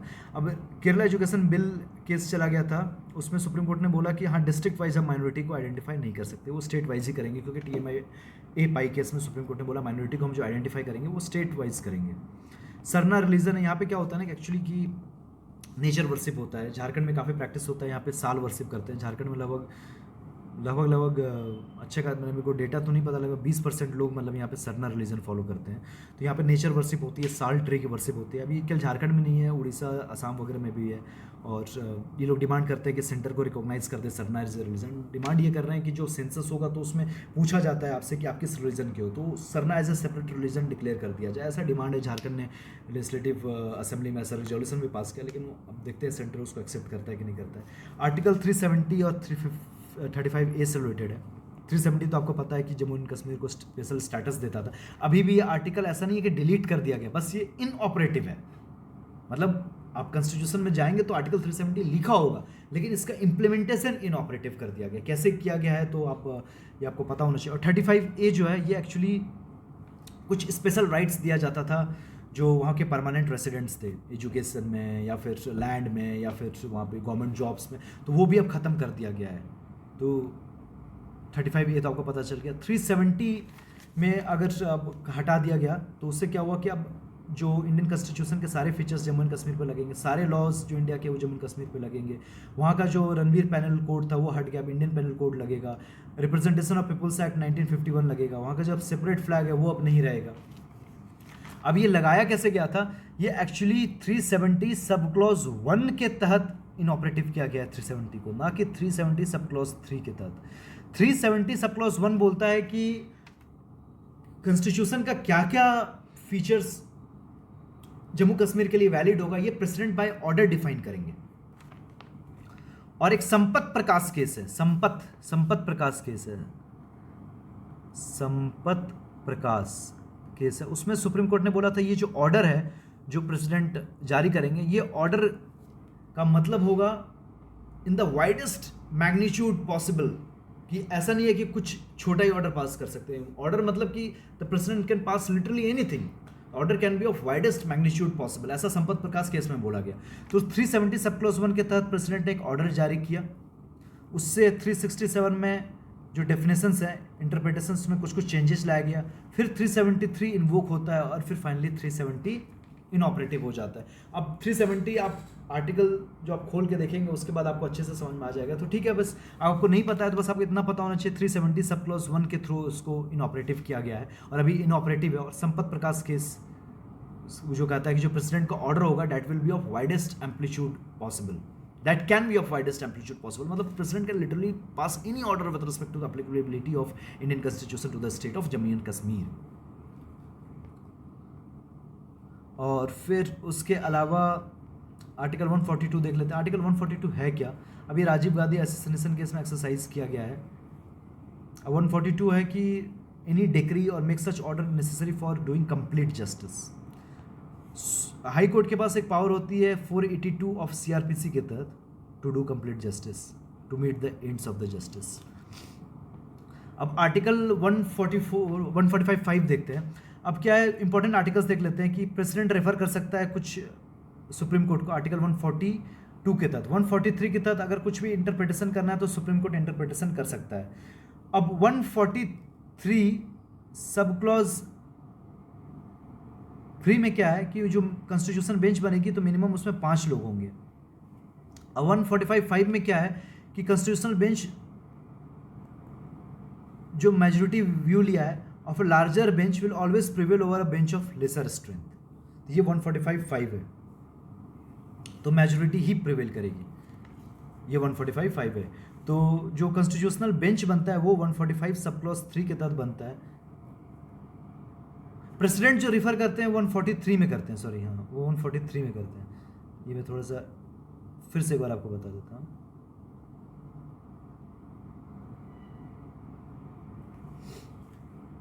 ठीक है, 142 में क्या है कि सुप्रीम कोर्ट कुछ ऐसा डिक्री या ऑर्डर पास कर सकता है in order to do complete justice. 143 में कि प्रेसिडेंट रेफर कर सकते हैं कुछ मैटर सुप्रीम कोर्ट को। ठीक है। 145 सब क्लॉज 3 में क्या है कि अगर कॉन्स्टिट्यूशनल बेंच बनता है तो वो 5 लोगों का बनेगा, और 145 सब क्लॉज 5 में ये जो लिखा है उसमें लिखा गया है कि जो भी अगर बेंच बना है तो बाय मेजोरिटी जजमेंट माना जाएगा, जो ज़्यादा जज जो बोलेंगे वही माना जाएगा, और जो ज़्यादा बड़ा बेंच बोला है उसका जो जजमेंट ज़्यादा वैलिड होगा। ये 145 सब क्लॉज 5 में होगा। बड़ा बेंच है तो वो डोमिनेट करेगा छोटे बेंच पे, और अगर जितने भी लोग हैं, जैसे 7 लोग हैं तो 4 लोग जिस चीज़ के फेवर में है तो वही उस पर्टिकुलर बेंच का जजमेंट, ओवरऑल जजमेंट माना जाएगा। ये ऐसा लिखा गया आर्टिकल 145 सब क्लॉज 5 में, और constitutional bench article 145 sub clause 3 के तहत बनता है, तो और कंप्लीट जस्टिस कर सकते हैं आर्टिकल 142 के तहत। तो ये सब आर्टिकल्स आपको याद होने चाहिए। अब हम यहाँ पे देख लेते हैं, नेक्स्ट सेक्शन पे आ जाते हैं, प्रेसिडेंट से रिलेटेड। तो प्रेसिडेंट से रिलेटेड सबसे पहले जो आपको यहाँ पे देखना है वो ये देखना है कि आर्टिकल्स आप देख लें। यहाँ पे प्रेसिडेंट होगा आर्टिकल 52 के तहत, वाइस प्रेसिडेंट किस आर्टिकल के तहत होगा, 63 के तहत होगा। एक मेंस में सवाल भी आपसे पूछा गया था कि वाइस प्रेसिडेंट से रिलेटेड जब वो एक्ट करते हैं as the chairman of the Rajya Sabha, तो उससे रिलेटेड कुछ 10 मार्क्स का सवाल पूछा गया था, बेसिक लक्ष्मीकांत का ही वो सवाल था। तो वैसे सवाल में ये सब आर्टिकल्स आपको याद होने चाहिए। तो ये सारे आर्टिकल्स देख लेते हैं। 152 है प्रेसिडेंट ऑफ इंडिया से रिलेटेड, 154 है इलेक्शन से रिलेटेड, इलेक्शन से रिलेटेड थोड़ा डिटेल में भी हम देख लेंगे। 55 है कि uniformity in the scale of representation of different states. 56 है टर्म इज 5 ईयर्स। 57 है री इलेक्शन हो सकता है। 58 है क्वालिफिकेशन यहाँ पे दिया हुआ है, सिटीजन होना चाहिए, 35 साल होना चाहिए और qualified enough to become a member of the house of the people. 62 जो है अगर वैकेंसी होगी तो before the expiration of the term fill up की जाएगी। 61 इम्पीचमेंट से रिलेटेड है। 72 उनके पार्डनिंग पावर्स वगैरह से रिलेटेड है। 143 जो है वो सुप्रीम कोर्ट को रेफर कर सकते हैं कुछ मैटर्स, और सुप्रीम कोर्ट फिर कॉन्स्टिट्यूशनल बेंच गठित करेगा। और 123 जो है वो ordinance making power of the president से रिलेटेड है। तो ये प्रेसिडेंट देख लिया, अभी हाल में 15 प्रेसिडेंट इलेक्ट हुए थे। ठीक है। अब इलेक्टोरल कॉलेज में क्या होता है, एमपीज भी होते हैं, एमएलएस भी होते हैं। इसमें ध्यान देने वाली बात क्या है कि नॉमिनेटेड कोई नहीं होगा, कोई भी नॉमिनेटेड एमएलए या एमपी इसका पार्ट नहीं होगा, हमेशा इलेक्टेड ही होगा। तो हर इलेक्टेड एमपी राज्यसभा का, लोकसभा का, और हर इलेक्टेड एमएलए लेजिस्लेटिव असेंबली का, लेजिस्लेटिव काउंसिल के मेंबर्स फिर प्रेसिडेंट के इलेक्शन में पार्टिसिपेट नहीं करते हैं। ठीक है। प्रोपोर्शनल रिप्रेजेंटेशन होगा bye means of single transferable vote. ठीक है। 50% प्लस 1 वोट तो आपको लाने हैं। Anti defection act is not applicable, anti defection act is not applicable. कौन कराता है इलेक्शन, तो election commission of India. Value कितना होता है, तो वैल्यू ऑफ वोट का जो फॉर्मूला होता है, तो value of MP is equal to total value of votes of all the MLA of all states by total number of MPs. Value of MLA क्या होता है, total population of the state by total number of elected MLAs into 1/1000। तो यहाँ पे देखेंगे पहले जो vote fix होता था एमपी का लगभग 708 था 1997 से, वही चलता आ रहा था। अब 700 हो गया क्योंकि अब जम्मू एंड कश्मीर अब स्टेट से एक यूनियन टेरिटरी बन गया, इसीलिए थोड़ा एमपी के वोट्स कम हो गए। ठीक है। वाइस प्रेसिडेंट ऑफ इंडिया, ठीक है, अभी 14th वाइस प्रेसिडेंट है। 15 प्रेसिडेंट है लेकिन 14th वाइस प्रेसिडेंट है, सेकंड हाईएस्ट कॉन्स्टिट्यूशनल पोस्ट होते हैं। और election is accordance with the proportional system by means of single transferable vote, secret ballot से होता है, ex official member of Rajya Sabha होते हैं। लेकिन जब ये राज्यसभा के चेयरमैन की तरह काम करते हैं तब ये वाइस प्रेसिडेंट की तरह काम नहीं करते। वाइस प्रेसिडेंट की तरह काम करेंगे तब ये चेयरमैन की तरह काम नहीं करेंगे, फिर वाइस चेयरमैन वहाँ काम करने लगेगा। ये आर्टिकल 63, 64, 66, 67, 68 क्या है बस एक बार देख लीजिएगा। बस 63 आपको याद होना चाहिए, 52 और 63 तो आपको याद ही होना चाहिए, फिंगर टिप्स होना चाहिए कि अगर प्रेसिडेंट वाइस प्रेसिडेंट का कुछ भी सवाल आ गया तो वहीं से आप स्टार्ट करेंगे। गवर्नर का जो आर्टिकल है 155 और 156 है जो आपको ये पता होना चाहिए। अब ये पार्डनिंग पावर से रिलेटेड है। अब governor holds office during the pleasure of the president. Normally 5 साल होता है लेकिन इसको हटाया जा सकता है। अब आर्टिकल 72 है प्रेसिडेंट से रिलेटेड और 161 है आपका गवर्नर से रिलेटेड। प्रेसिडेंट का कुछ स्पेशल पावर होता है कि डेथ पेनल्टी को भी पार्डन कर सकता है जो गवर्नर नहीं कर सकता है। कोर्ट मार्शल के ऑर्डर को भी पार्डन कर सकता है प्रेसिडेंट, लेकिन वो गवर्नर नहीं कर सकता। गवर्नर कर सकता है with respect to state law, president कर सकता है with respect to union law. ठीक है। अब क्या है कि कोई टाइमलाइन नहीं दिया गया पार्डनिंग या कम्यूटेशन करने के लिए, जिसकी वजह से कुछ साइकोलॉजिकल इमोशनल प्रॉब्लम फेस करते हैं लोग जो भी गुहार लगाते हैं प्रेसिडेंट के पास। तो बहुत बार सुप्रीम कोर्ट ने बोला है कि ये काफ़ी लंबे टाइम से पेंडिंग रखा गया है, तो ठीक है अब जो उनका जो लाइफ जो उनका डेथ पेनल्टी है तो उसको हम लोग कम्यूट करके उसको हम लोग लाइफ इम्प्रिजनमेंट में कन्वर्ट कर देंगे। तो ऐसा वेरियस जजमेंट्स वगैरह में बोला गया है। एक शत्रुघ्न चौहान जजमेंट था, उसमें ऐसा सुप्रीम कोर्ट ने बोला है। अब पार्डन होते हैं कंप्लीटली माफ़ कर देना, कम्यूटेशन होता है फॉर्म चेंज कर देना, जैसे डेथ पेनल्टी से रिगरस इम्प्रिजनमेंट या रिगरस इम्प्रिजनमेंट से सिंपल इम्प्रिजनमेंट। रिमिशन होता है नंबर ऑफ ईयर्स कम कर देना। रेस्पाइट होता है कि अगर प्रेग्नेंट वगैरह हो तो आपके लिए कुछ कम कर देना पनिशमेंट वगैरह, फॉर्म में भी और अमाउंट में भी।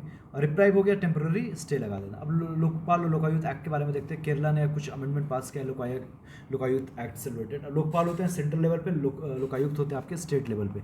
अब यहाँ पे ये जो लोकपाल लोकायुक्त एल एम सिंघवी ने कोट किया था, ये फर्स्ट ARC में इसके बारे में था। 2014 में ये नोटिफाई हुआ था, 2013 में ये एक्ट आ गया था। उस एक्ट के एसेंशियल फीचर्स वगैरह डिस्कस कर लेंगे। ये स्टैट्यूटरी बॉडी आपका हो गया। ये ABCD मतलब जो भी गवर्नमेंट ऑफिसर्स होते हैं, group A, group B, group C, group D, सबको कवर करता है, ठीक है। और कुछ स्टेट्स में तो लोकायुक्त काफ़ी पहले से थे, जैसे महाराष्ट्र वगैरह में। It extends to the whole of India, can apply to the president's public servants in and outside India, उनके लिए भी है। इससे IFS ऑफिसर्स वगैरह के लिए भी होगा जो फॉरेन सर्विस में है। कंपोजिशन क्या है, तो एक चेयरमैन होगा और टोटल 8 लोग होंगे।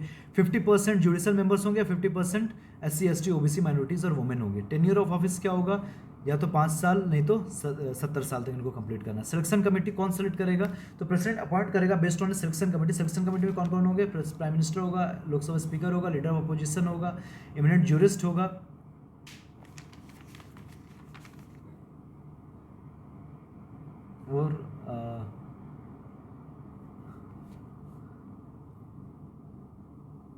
और CGI होगा। 5 लोग ही होंगे। और jurist nominated by the president based on the recommendation other members of the panel, ठीक है। तो पहले सर्च कमेटी DOPT से कुछ नाम जाता है, उसमें से सिलेक्शन कमेटी कुछ चूज़ करती है और फाइनली वो लोग बन जाते हैं members of the Lokpal. Confiscation वगैरह भी किया जा सकता है। टाइमलाइन वगैरह भी दिया गया है, 60 डेज फॉर इंक्वायरी और 6 months for completion of investigation. CBI Lokpal के अंडर आ जाती है। लोकायुक्त वगैरह भी स्टेट लेवल पे हैं। रिमूवल ऑफ मेंबर्स के लिए भी प्रोसीजर है, लेकिन इतना आसानी से रिमूव नहीं कर सकते हैं। एक इंक्वायरी होगा सुप्रीम कोर्ट के द्वारा, फिर एटलीस्ट 100 MPs उस पर साइन करेंगे उस मेमोरेंडम पे, तभी वो लोकपाल को हटाया जा सकता है। ग्रुप ABCD सब होंगे, इवन PM भी आते हैं और लोकायुक्त के अंडर CM भी आते हैं। पार्लियामेंट्री कमिटीज़ क्या क्या हो गई, अभी न्यूज़ में क्या, इन्हें first ever comprehensive study of the Rajya Sabha secretariat a panel has presented recommendation to the chairman regarding increasing tenure of the house committees. अब Lok Sabha secretariat was present to the provisions of the contain in article 98। अब जो secretariat जो बनता है वो article 98 के तहत बनता है।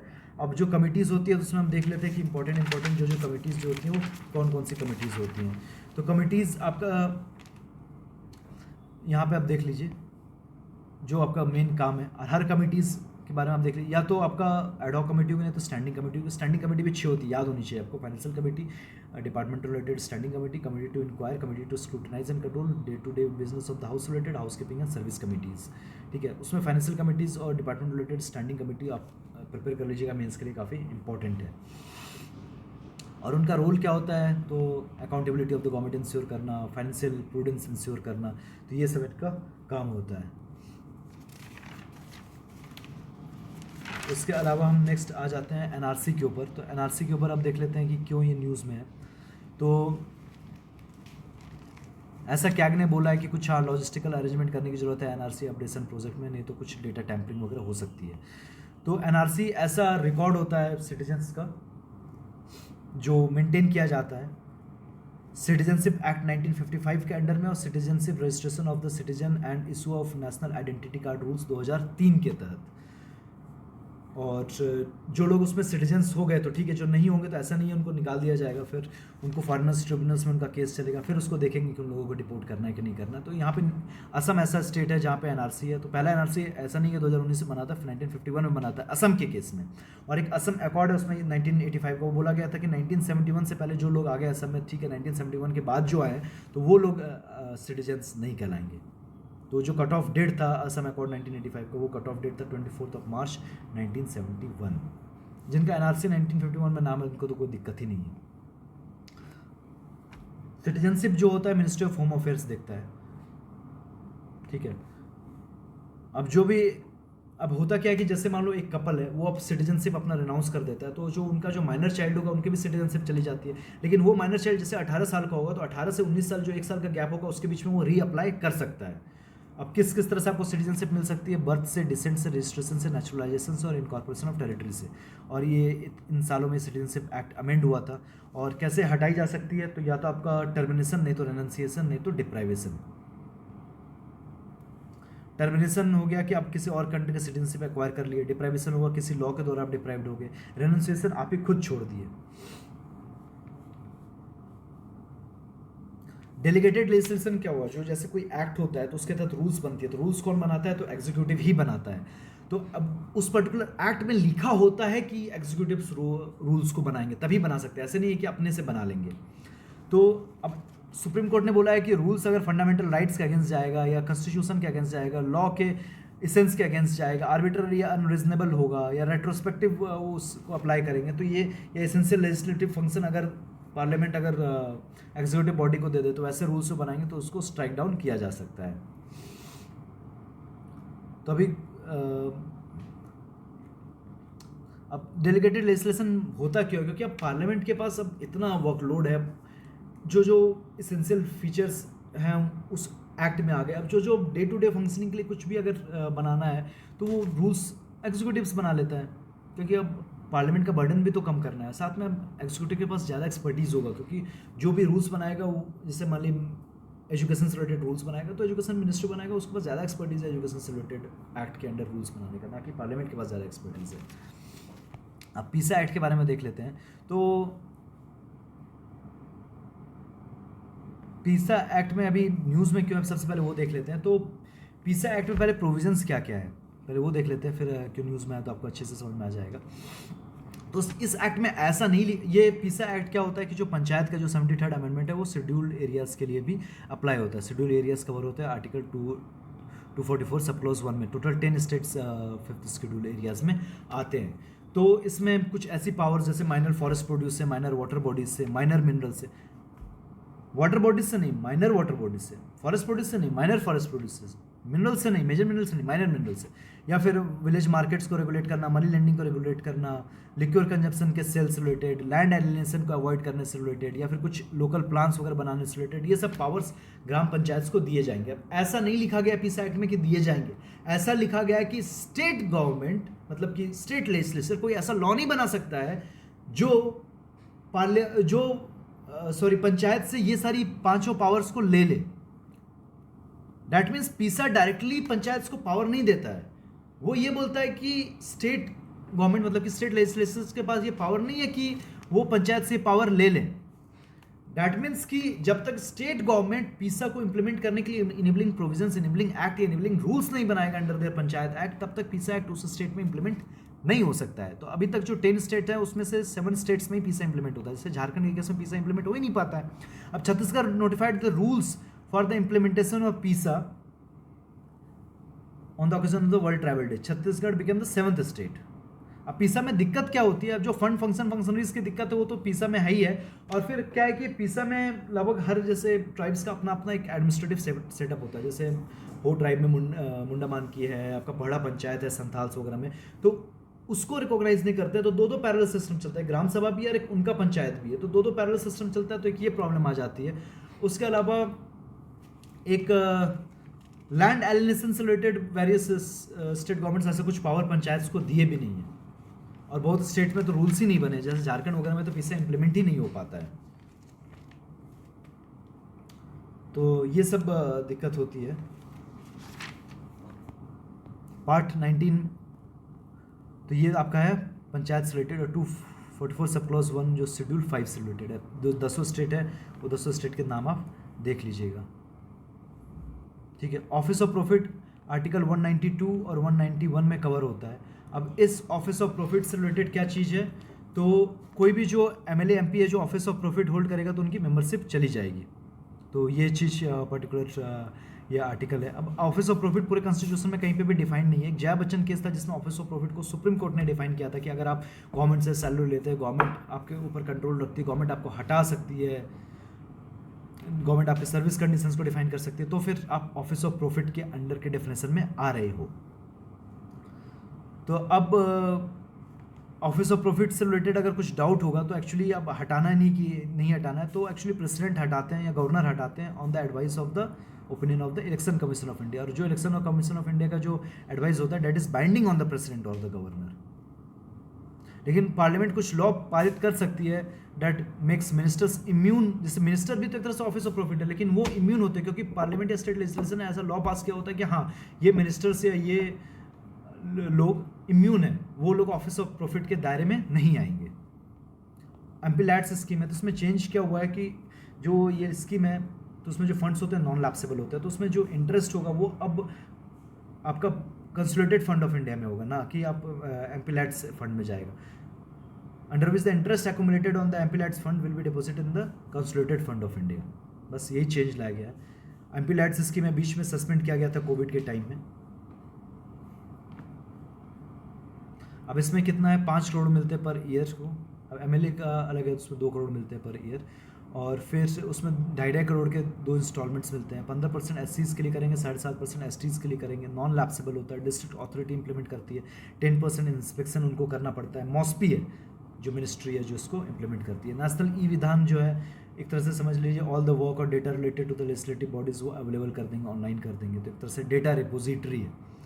क्रिएशन एबोलिशन ऑफ डिस्ट्रिक्ट, ये एक्चुअली अब वेस्ट बंगाल में 7 डिस्ट्रिक्ट बनी है, स्टेट गवर्नमेंट करती है, लेकिन अगर डिस्ट्रिक्ट का नाम चेंज करना है तो सेंटर का नॉड चाहिए होता है। Power of the speaker of the legislative assembly, अब क्या है कि अब जो अभी एमएलए है तो उसको स्पीकर हटा सकता है एमएलए से, ये बोल के अगर एंटी डिफेक्शन लॉ के तहत। और लेकिन अगर लेट से कोई प्रीवियस एमएलए है और उसका एंटी डिफेक्शन एक्ट का कोई केस चल रहा था, लेकिन अभी जजमेंट ये स्पीकर दे रहा है, लेकिन वो अभी एमएलए नहीं, पहले एमएलए था, तो उसका एक्स एमएलए का टैग स्पीकर नहीं खींच सकता है। बस ये यहाँ पे बोला गया है। Committee on the parliament of official language एक है जो एक रिपोर्ट सबमिट की है, वो प्रेसिडेंट को करती है, फिर पार्लियामेंट में भी टेबल होता है। और हिंदी को प्रमोट करने से रिलेटेड एक ये पार्लियामेंट्री कमेटी बनाई गई थी 1976 में as per the official languages act 1963, और ये चेयर की जाती हैं होम मिनिस्टर के द्वारा, ये होम मिनिस्ट्री के अंडर आती है। नॉर्थ ईस्टर्न काउंसिल में देखना है, नॉर्थ ईस्टर्न काउंसिल में 7 सिस्टर्स भी आते हैं, 7 और साथ में सिक्किम भी आता है, बस ये आपको देखना है। होम मिनिस्टर्स का एक्स ऑफिशियल चेयरमैन होता है। जनरल काउंसिल का भी होम मिनिस्टर ही होता है, और ये एनएससी एक्ट 1971 के तहत बनाई गई थी, और जो general council state reorganisation act 1956 के तहत बनाई गई थी। इंटर स्टेट काउंसिल किसके तहत बनाई गई थी, तो वो कॉन्स्टिट्यूशन के आर्टिकल 263 के तहत ही बनाई गई है, जिसका 50 साल हो चुका है, इसलिए था न्यूज़ में। उसके अलावा जोनल काउंसिल को मैंने आपको बता दिया, ये इस एक्ट के तहत बनाया गया, होम मिनिस्टर होता है। और उसके अलावा कॉमन इंटरेस्ट या बॉर्डर डिस्प्यूट, ये सब चीज़ एरिया होती है जिस पे जोनल काउंसिल बात करता है। टोटल 5 जोनल काउंसिल है, नॉर्दर्न, सेंट्रल, वेस्टर्न, साउदर्न और एक ईस्टर्न भी है। और इसमें सब स्टेट्स आ जाते हैं, मतलब टोटल अभी जो 8 स्टेट्स एनईसी के द्वारा कवर होते हैं, उसके अलावा जो जितने भी स्टेट्स बचे आपके, टोटल अभी कितने स्टेट्स हो गए, 28 हो गए ना, तो 20 बचे जो 20 हो गए, ये यहाँ पे कवर हो जाएंगे 5 जोनल काउंसिल्स के द्वारा, जो स्टेट रीऑर्गेनाइजेशन एक्ट 1956 के तहत बनाया गया था। तो इस पर्टिकुलर वीडियो को अभी मैं यहाँ पे एंड कर रहा हूँ। तो ये अभी मैंने केवल कर क्या लिया, जो अपडेटेड जो आपकी पॉलिटी थी तो उसके सारे टॉपिक्स डिस्कस कर लिए, और जो PT 365 की पॉलिटी थी उसमें जो सेक्शन 1 और सेक्शन 2 था उसको डिस्कस कर लिया है। Section 3 centre state relations, section 4 judiciary, section 5 election, section 6 important legislative bills, section 7 section 8 मैं एक सेपरेट वीडियो में डाल दूंगा क्योंकि काफ़ी फिर ये नहीं तो लंबा वीडियो हो जाएगा। और जो भी जो अंडरलाइंड वर्जन है वो आप मेरे टेलीग्राम चैनल पे आपको आसानी से मिल जाएगा। सो यहाँ पे मैं इस वीडियो को एंड कर रहा हूँ।